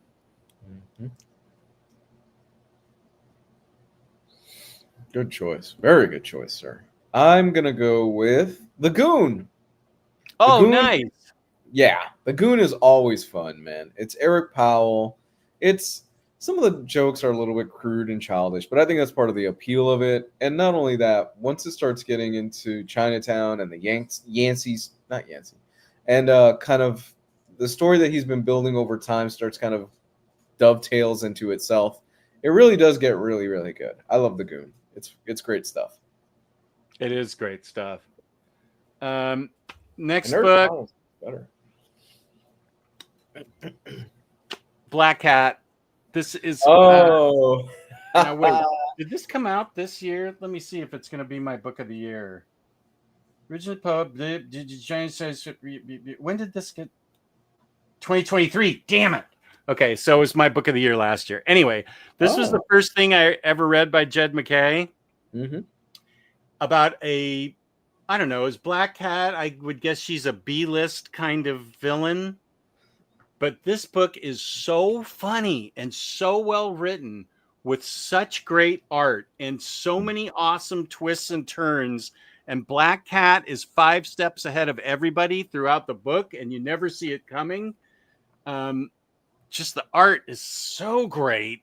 And Jed McKay's writing, I think this is the book that pushed him into, well, I know they gave him Moon Knight and Doctor Strange, and then when he did so well with them, they gave him X-Men and Avengers, which is pretty heady stuff. So Jed McKay is the real deal, and this book is just fun, funny, dramatic, thrilling, gripping, and you don't see what's coming. You don't see what's coming at all, because you think something's happening, and no, she's way ahead of you, and she's got contingency plans all over the place. So it's great, and I really love this book, and I love, and the art is really strong throughout. It's even got a King in Black tie-in that is really good. You don't need to know anything about the King in Black, but it's a really great one, a great tie-in. And then she has, she needs, oh, whoops, these are the covers. She needs to use the Infinity Stones have become people, and I know I just read something where they're continuing that, and I feel like a book maybe that's going to be released this month. And I think that happens in it happens in a Guardians of the Galaxy where they become people, but she needs their help to do something, and that's the first time I had seen them, like Star and a couple other people. That's the first time I had seen them in action, and he writes them really well. Peace and love. If you don't like the Infinity Gems as people, don't read it, but it's fun and just a ton of fun. Oh, here's Mr. Sato. Sato 76. What's up? Mrs. Sato wants to say hi to OmniDog. She's still telling me to pick up my books from the floor. Mrs. Sato and I, yeah, we're on top of you, Sato 76. My next choice, I'm gonna go with, and I just had it and it just blanked out of my head. It's getting late. So for my next choice, I'm gonna go with, what was it? Oh, right. I'm gonna go with, I had two in mind. Okay, I'm gonna go with that one. Superior Foes of Spider-Man. Oh yeah. Superior Foes of Spider-Man. Superior Foes of Spider-Man is a super fun book. It's a bunch of, we've talked about this book a million times on this show. It's a bunch of D-list, would you even say D-list villains? I don't even know that I'd ever heard of any of them. I mean, shocker. Yeah. Okay. Boomerang? I legit if I had read about him before, I had completely forgotten about him. I think Shocker's at best a C-list. So yeah, D-list characters. It's about a bunch of them and their adventures and how they the series only ran about 15, 16 issues. It's Nick Spencer, and it's some of the best work he's ever done, and it's hilarious. It's one of the funniest comics that I've ever read. It's the whole bit with Silvio Silvermane and the RC car is hilarious. Let me show it's so good. The whole issue where they steal a painting from Victor Von Doom and it's his face. Oh God, it's such a great book. And then the revelation of when you get to the end of it, what Boomerang has been planning all along is so great, man. I love this book. It's such a fun read, honestly. If you're looking for something that'll make you laugh, and if you need something that'll just pick you up because of the sheer stupidity of these D-list villains is hilarious. Yeah, actually, maybe I'll do a video this month of 10 comfort books, and I'll steal this from you. I'll steal all your choices from you. I'll give you credit though. I'll say I stole this idea from Lou because this is a great one. I love that book. I genuinely do love that book. I don't I don't know how this is available at all. I don't know that it's a complete collection. This thing was only $50 as an omnibus, which was Yeah. an amazing price for 17 issues. But I liked it so much that I still have every action figure superior foe because they're so Yeah. funny. It's got the little Silvermane head on a cart, and it's so funny. Yeah, this is a great choice. Well, I remember reading this as it was coming out going, God, I hope this doesn't get canceled. Because nobody was reading the damn book when it was coming out. And it was a miracle, I think, that it made it as far as it did. When did this come out? I feel like we all had it at one point. 2017? 2016, yeah. Yeah, something like that. So it must have been released in like 2013, 2014? What? Yeah. Oh, this print's always so tiny on this terrible background. Magazine form, first printing 2016. Okay, blah, blah, blah, blah, blah. Yeah, this is great. Boomerang, Shocker, Overdrive, Speed Demon, Beetle.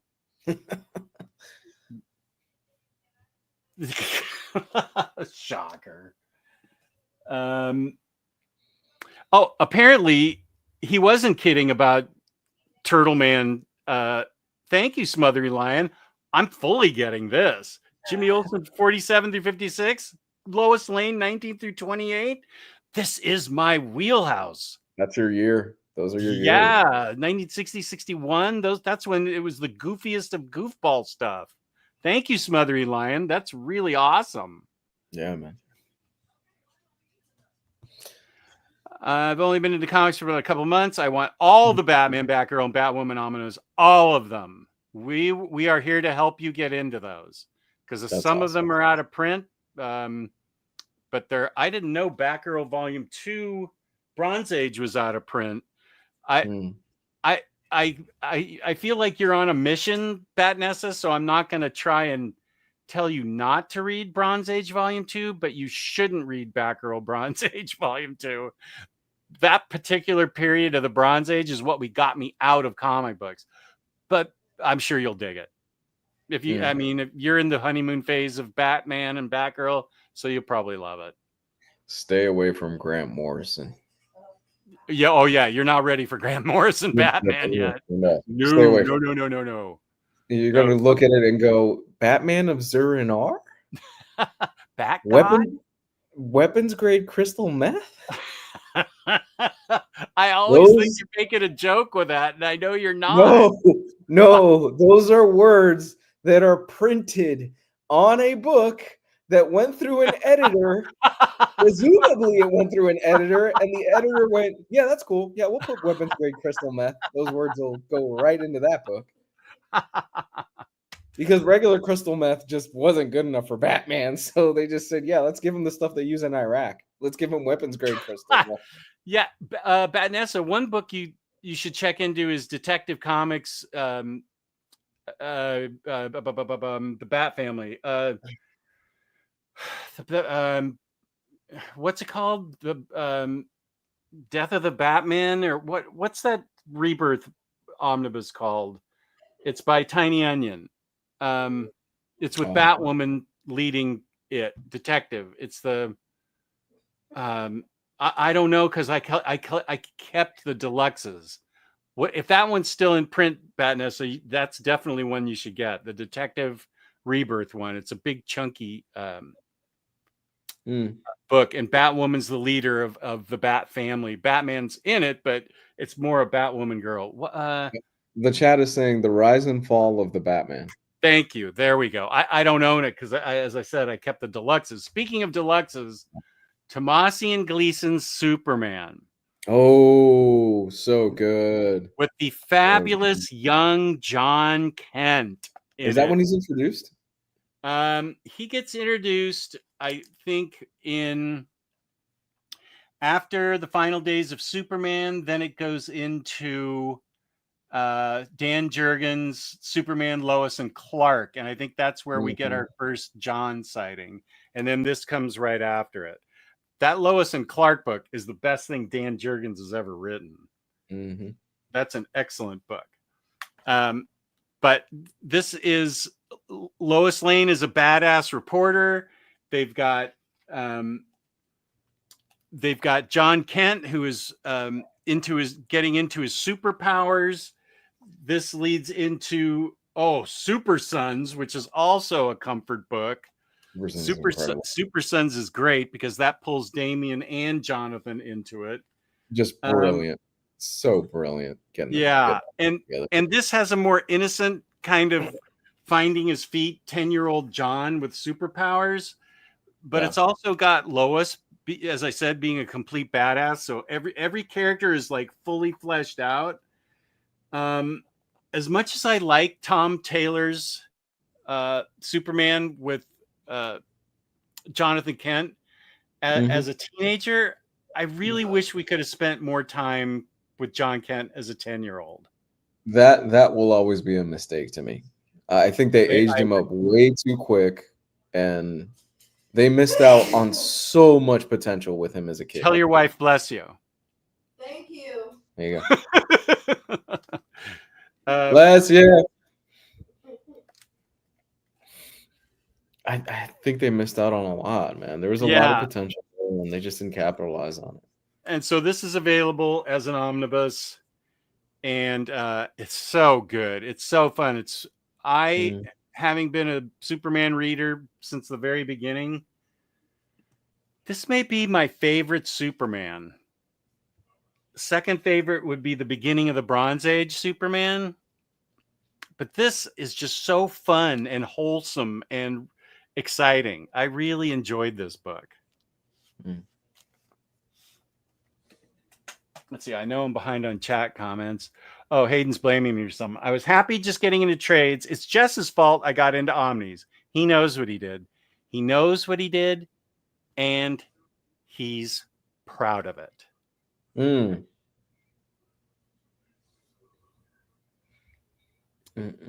I don't know. Yeah? Doctor Who's faces Doctor Who. I'm gonna go with one that makes me cry almost every single time I read it, and it's also badass. It was everybody's, and this is rare that this happens. I bet I'm gonna pull it too. You know what it's gonna be. It was when it came out, all of our picks for book of the year, and we brushed it off initially, but then we went, no, you have to read this because it's really good. Oh, Identity Crisis. No, whoa, Jesus. Wow. Whoa, that was a splash of cold water in my face. Oh my God, I woke up. No, it was not Identity Crisis. No, do not listen to this man. Do not. No, nobody needs to read Identity Crisis. Tom King doesn't need to read Identity Crisis, and he wrote the damn thing. No, he didn't write it. Brad Meltzer wrote it. What am I getting Tom King mixed up with? Which one was the one that we? Heroes in Crisis. Heroes in Crisis. God. Yeah, I don't know that anymore. I'm gonna go with Murder Falcon. Oh, Murder Falcon. That's a good pick. That's not the book I had. If you are a metalhead, or not even necessarily, but if you're a metalhead, you'll get more out of it. Daniel Warren Johnson's Murder Falcon is fantastic. It's great comics. It's such a love letter to music and metal and just the power of music, and it's so good. The covers are fantastic. Some of the interiors look like they came out of Iron Maiden, like an Iron Maiden book or something like that, man. It's Murder Falcon is so good. And not only that, the ending gets me every single time. And he cheats because he uses a representation of death that, if you are a metalhead, hits right in the feels, man.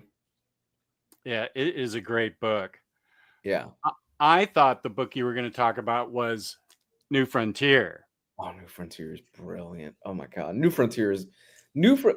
It's not hyperbole when I say this. And it is a perfect comic. It's perfect. There is not one thing I would change about that book. from beginning to end. Pacing, art, story, it is perfect. Really, it is. Yeah, everything about this book is perfect. Darwin Cook was my favorite writer and artist when he was still around. He still is, and to me that's the crown jewel in his work. Yeah, I have the absolute and the deluxe because the deluxe has the extra story. So I have both because I'm weird that way. Now the absolute comes with the extra story, but it didn't, and I needed it. So I have both the deluxe and the absolute. So I'm kind of crazy that way too. I love his depiction of Diana in this book. I love his Wonder Woman. She's really an Amazon. I told you this. I told you this story before that I spoke. Told me what? I've told you that I spoke to Darwin Cook at a con a few years ago. And it was going to be a book that him and Jimmy Palmiotti pitched DC Comics, a Wonder Woman series set in the New Frontier universe. And DC Comics turned it down. I do recall you're saying that. Here she is. And the reason DC Comics did not like his interpretation of Wonder Woman because this came from Darwin Cook himself. They said she was too fat.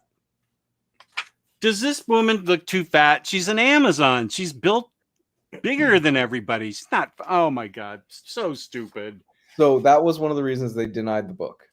Oh God. Can you imagine? Jimmy Palmiotti and Darwin Cook on an ongoing Wonder Woman series prints money. Oh my gosh. What did we miss? We missed something so great.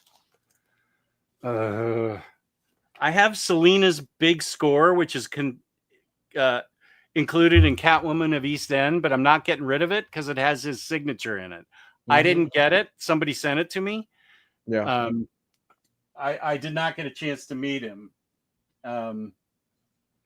But wow. Okay, yeah. Chris says, I could swear there's a Neil Adams video of him declaring raise, not raise. Raz, not raise. Well, gosh, I don't know. MDs, my comfort books are Sex Criminals, It's Lonely at the Center of the Earth, Blankets, Full Metal Alchemist, Some of Kings, Batman. You mean the deluxe volumes 3 and 4. Those are my comfort books too. I better be writing these down. Yeah. King's Batman. Volumes 3 and 4. Those are my favorite. Good choices. My current project to justify buying these Micronaut Omnis for some reason is a readathon through Peter David's Genis Vell Omni Microverse. Bring it on. I still have that Omni because Omar talked me into keeping it. I'm not really sure if I should.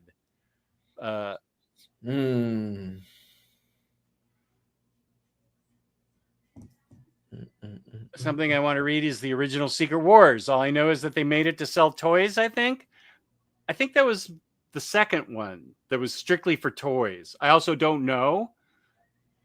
The first Secret Wars, I think people have good memories of. I think it was the second Secret Wars. The chat will know better than I do. Was made to sell toys. But that reminds me, when you said secret, here's one of my books of the year, Secret 6. This is a comfort read because Gail Simone kicks butt 7 different ways in this book. Yeah. Oh, this book is so good. Catman and Marie, or no, not Marie. Is her name Vanessa? What the? She only goes by one name, and I always forget it. She's like from Marie Antoinette's time. What the? Hayden, what's her name? James, what's her name? She shows up in like the second half of the book. Okay, you guys, you'll figure it out. Hondo, when he goes, he doesn't want tears. I want dancing and smiles. Maybe some house dancers, headbanging, all kinds of genres of music. Listen, my wife knows me, and she knows who is authentic if they show up to my funeral and who I would not want them to be there. So Well, she knows I'm coming, so I can get that gift card. you goddamn right. That's in the will. My wife knows me well enough that if certain people, mainly for my job, show up, she knows. Oh. When I die, I expect the whole world to fall into the sun out of pure despair. Sure. Okay, sure. My comfort books are manga. Don't apologize to me. Your books are your books. Witch Hat Atelier, along with Carl Barks Duck Comics. Carl Barks Duck Comics. Carl Barks Duck Comics. Here's a good question. What is your criteria for comfort book? Makes me happy. Yeah, I think everybody's will be a little bit different, but for me, it makes me happy. It makes me laugh. I think it should make me laugh. I think I can always count on it to make me feel good and make me feel better. Yeah, that's good. I'm gonna throw one out real quick while we're kind of going. I'm catching up. Okay, good. You'll get Bronze Age last. Good. Okay. We need to explain Batman by Grant Morrison. Ooh. It's super. It you need to read. Sorry, Jess. No, I'm trying to figure out how to explain it. How do we explain it? You have to read Final Crisis because part of it comes out of Final Crisis. Final Crisis happens in like the first third of it or something, doesn't it? Yes.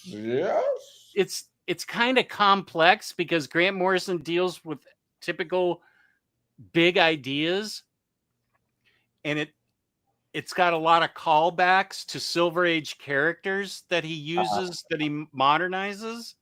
Batmite. Batman of Zur-En-Arrh. I don't think she's ready. She's not ready for Batmite, man. You got to get through a few years before you're like, oh, Batmite.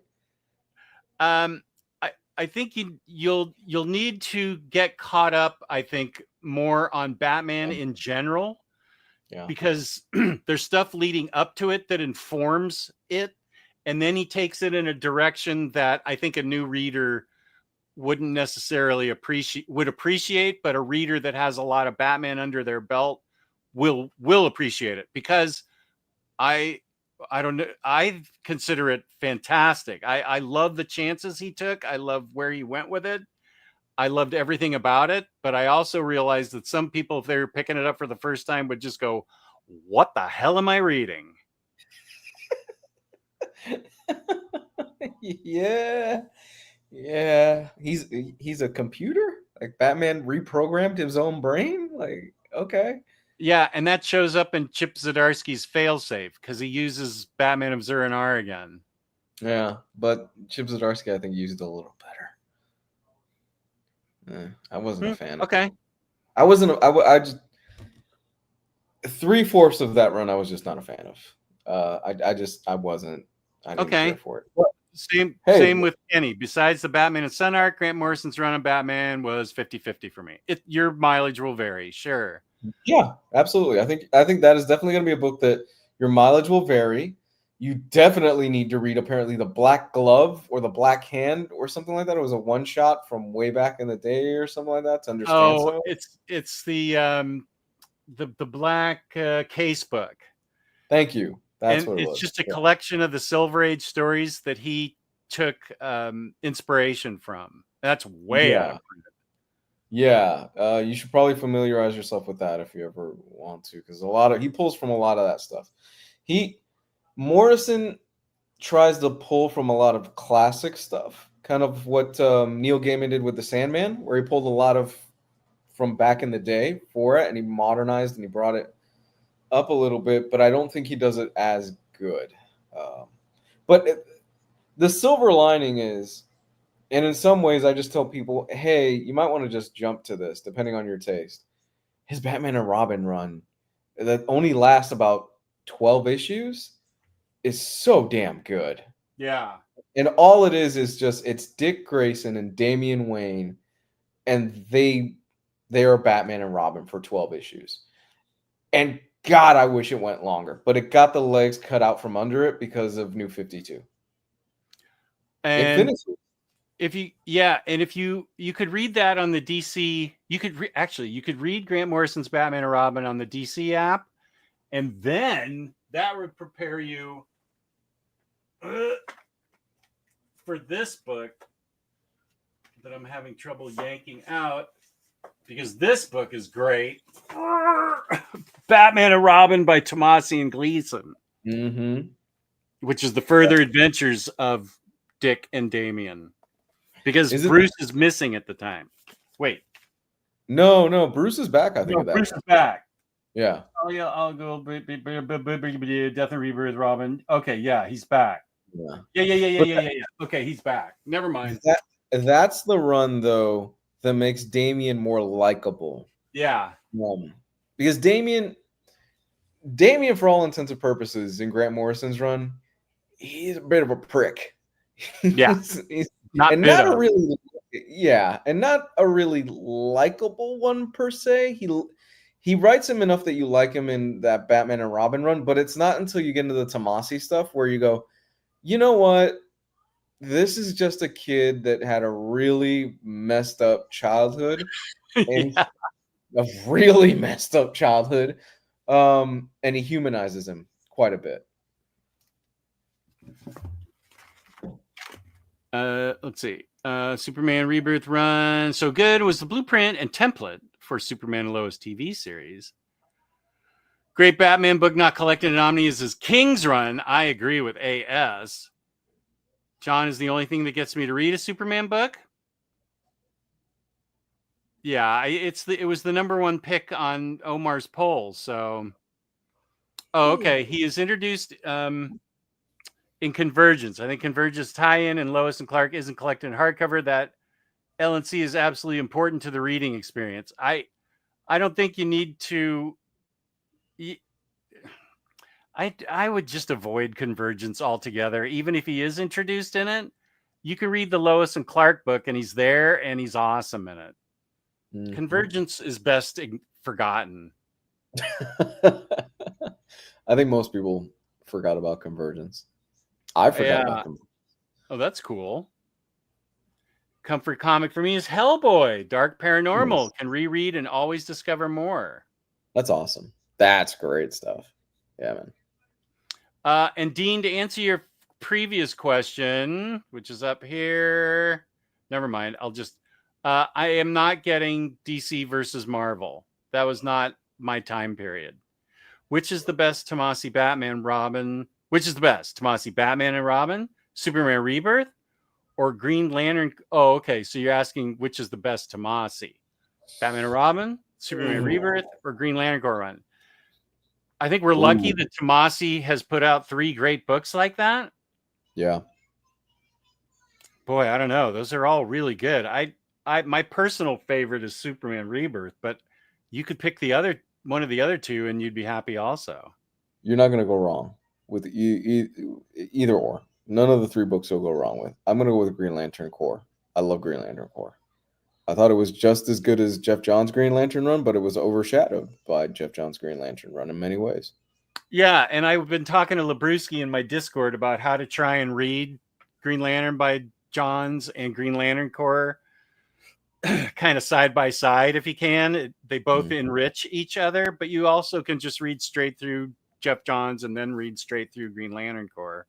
But I remember talking to you, and I was in the old house in my recliner, and on one arm of the chair I had Green Lantern, and then on the other I had Green Lantern Corps, and I was going back and forth between them.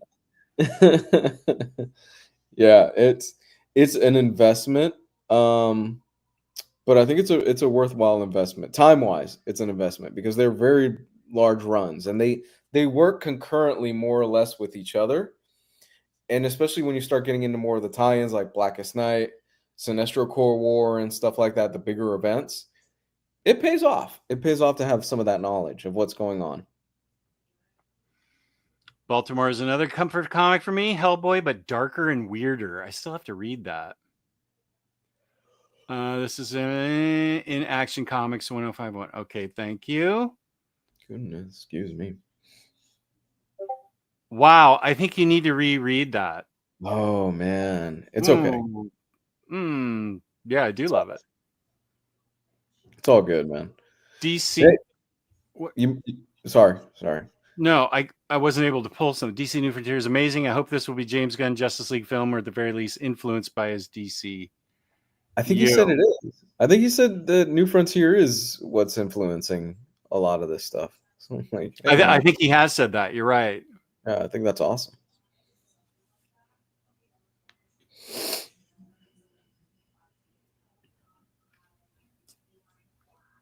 Here's the thing. I think I'm really excited for this Superman movie next year. And I'm really excited because if he does it right, and if he does it how I hope he does it, it's going to be really uplifting to a lot of people.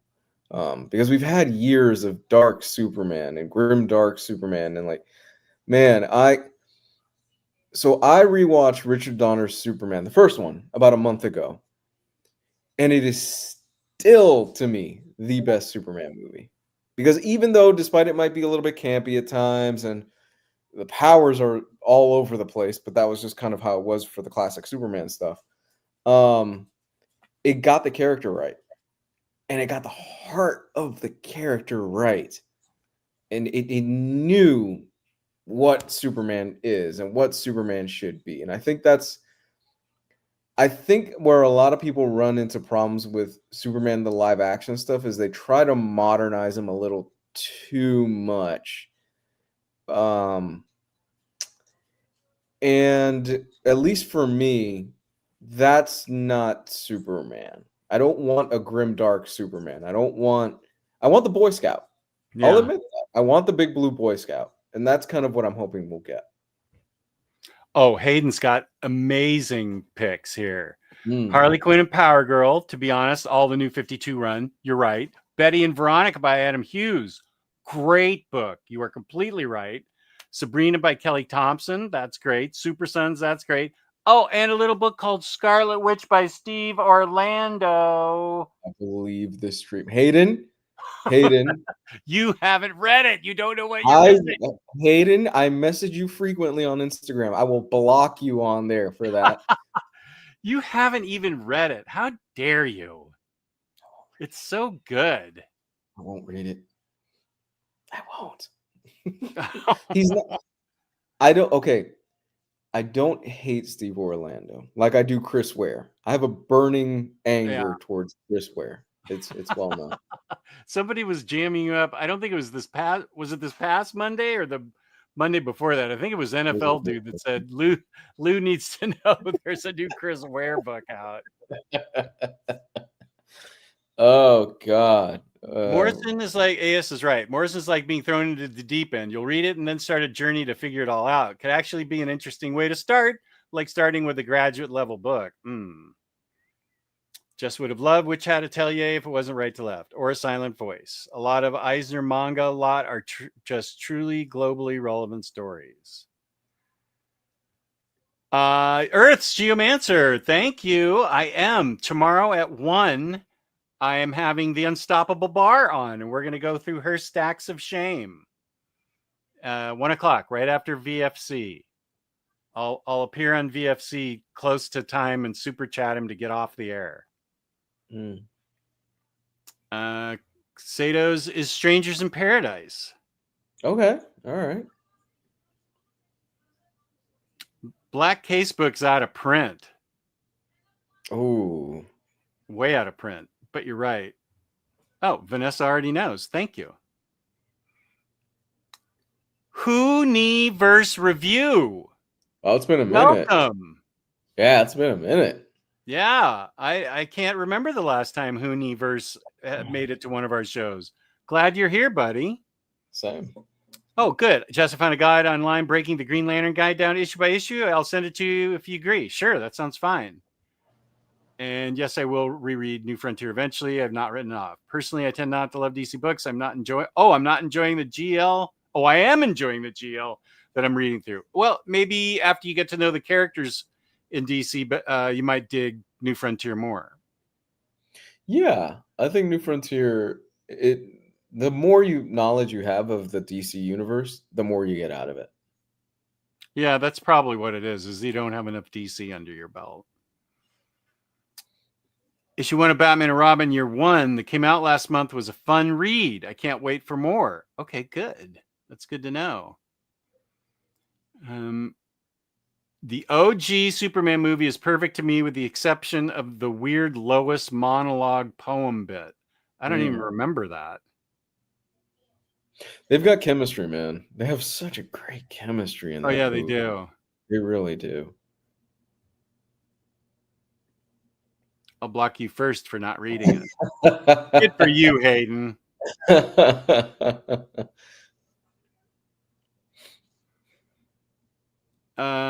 Dean's not feeling it with Superman. So rather they will cancel his. You know what? I hope not. I hope not I too. never. I never. I'm going to choose my words carefully.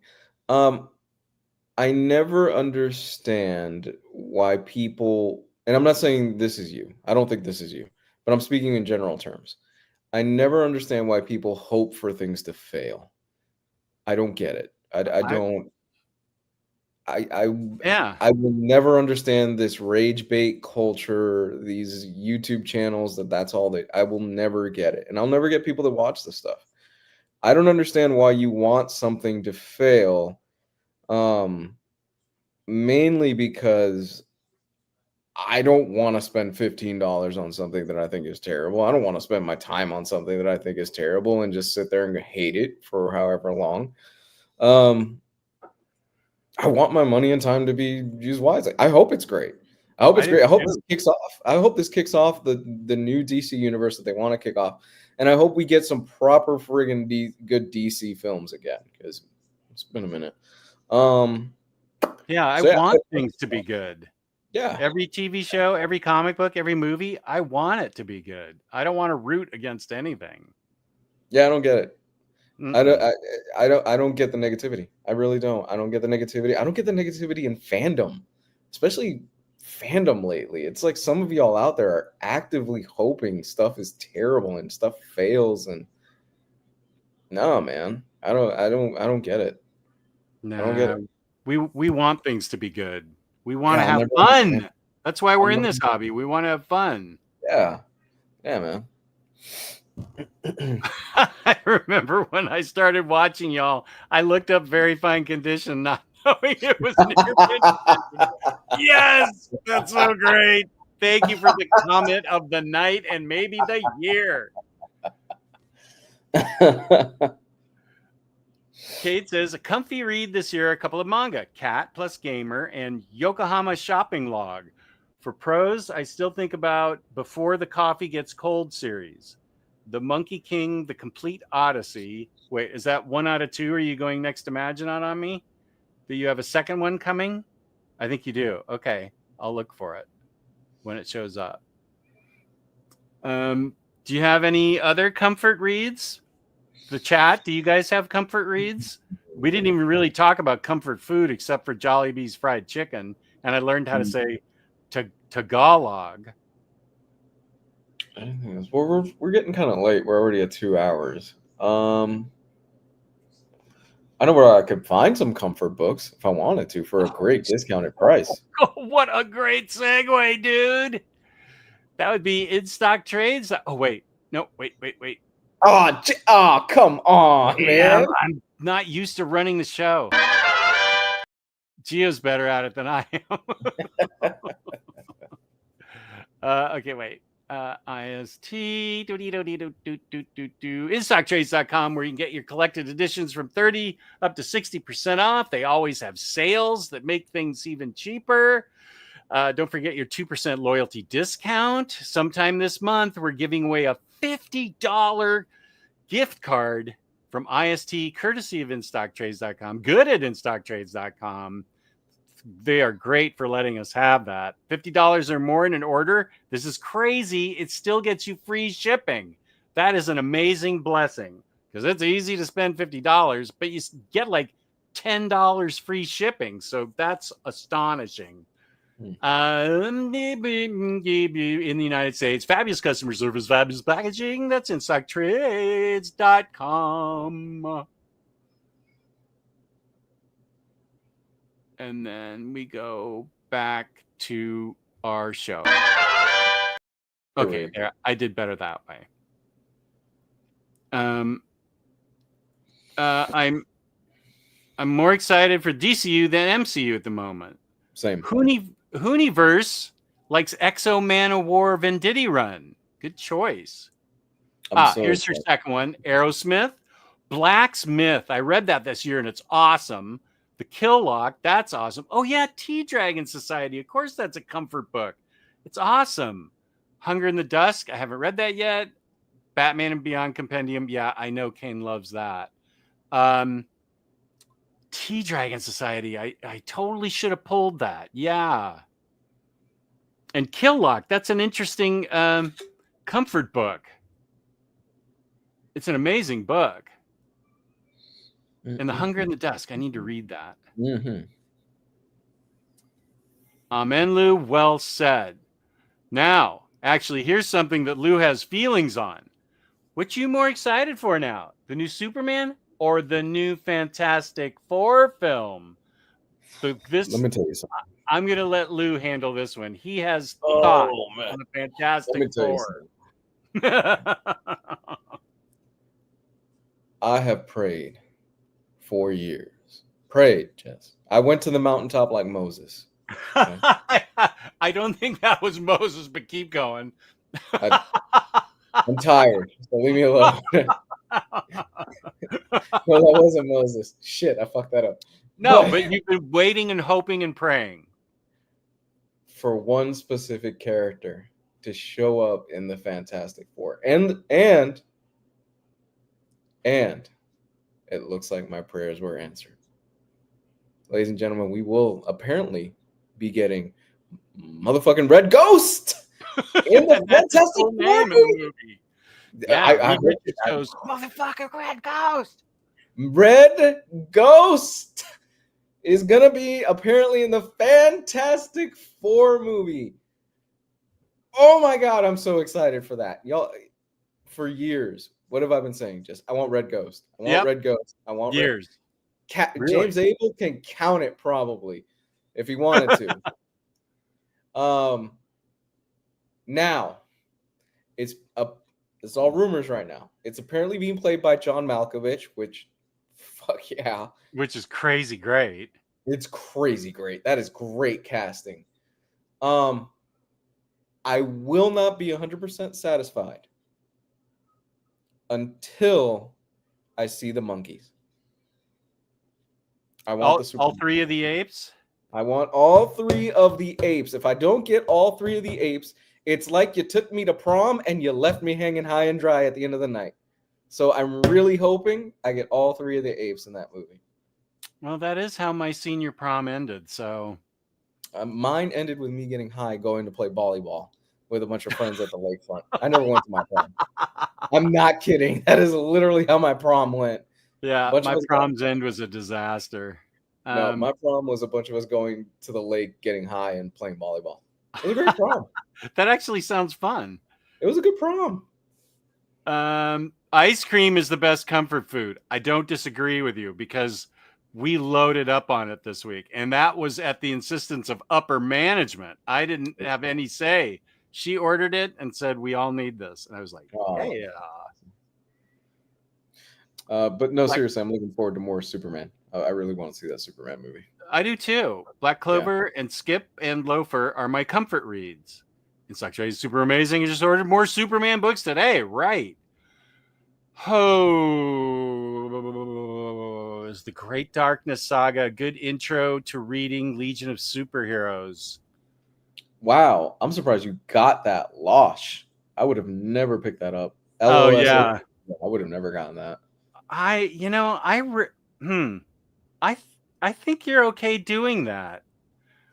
I will ask Lars, who's an even bigger Legion fan than I am, if it's possible.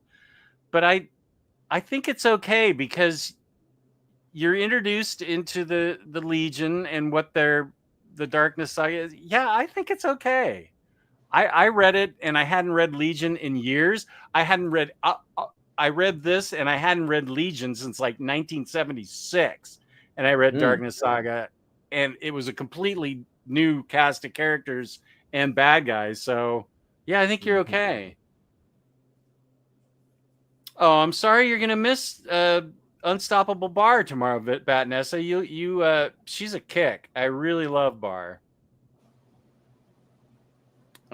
Kane, I just picked up the first of Before the Coffee Gets Cold. I can't wait to read it. Before the Coffee Gets Cold is a roller coaster of feels. Oh, good. Javier bought something from IST. Nicely nice. Oh, Ultimate Spider-Man, insanely great price. Sometimes dystopian robot revenge and freedom stories is what you need to feel better. That's the kill lock, and yeah, maybe you're right. Dystopian robot revenge. Ooh, AS. Yes, sir. A pastrami Reuben.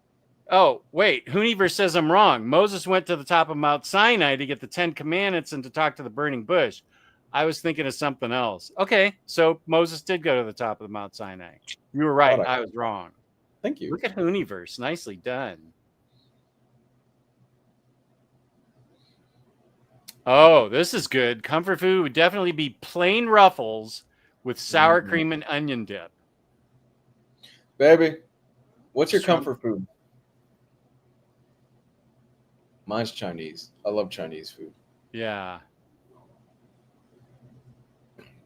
Rice and beans. Rice and beans. Rice and beans. Yeah. I don't call habichuela. That's typical. Oh, that's right. You guys are already best friends in my Discord. That's cool. I'll be on stream tomorrow. Wait, I thought you just said you were going to miss it.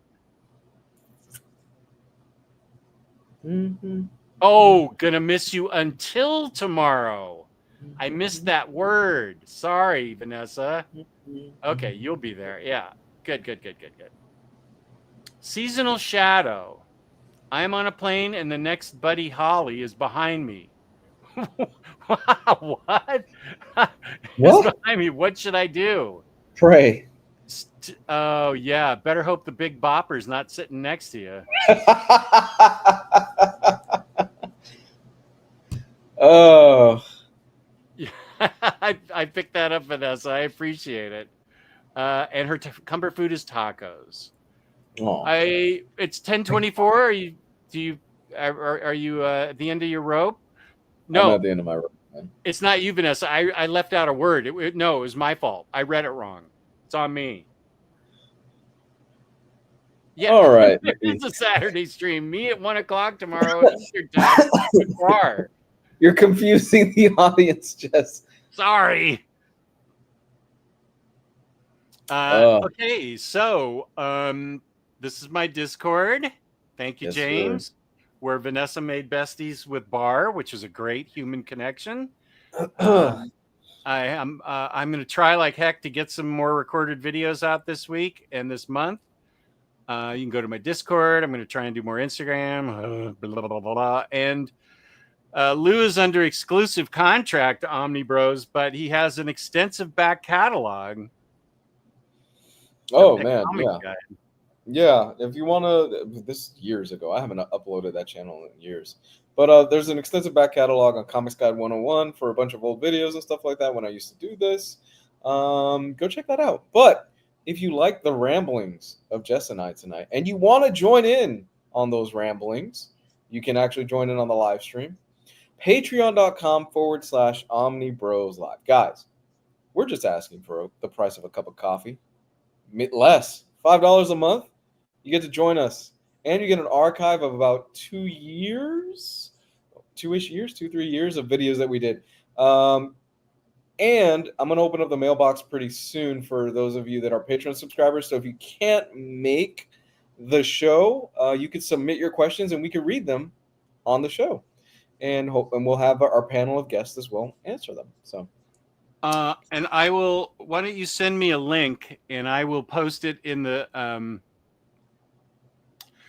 Send me a link, and I'll post it in there and tell everybody I'm joining, because I was thinking of starting my own, but now we can do it together. And I am going to spill the tea. That's right. You ask me any question you want, I will tell you the truth. AS, you weren't here earlier, but we have decided you like showing up to the shows. November 17th will be the next Patreon show. Usually about a week beforehand, I post up the link to it, and it'll be November 17th. So look for that link this weekend, and the show will be November 17th at 8 o'clock in the afternoon. Nice. Oh, and Hooniverse. Be good to see you there. And you don't have to, you can just chat in the chat. You don't have to show your face, or we don't need to hear your voice if you don't want. Yep. Just chat in the chat, and I'll tell you all the whatever you want to know.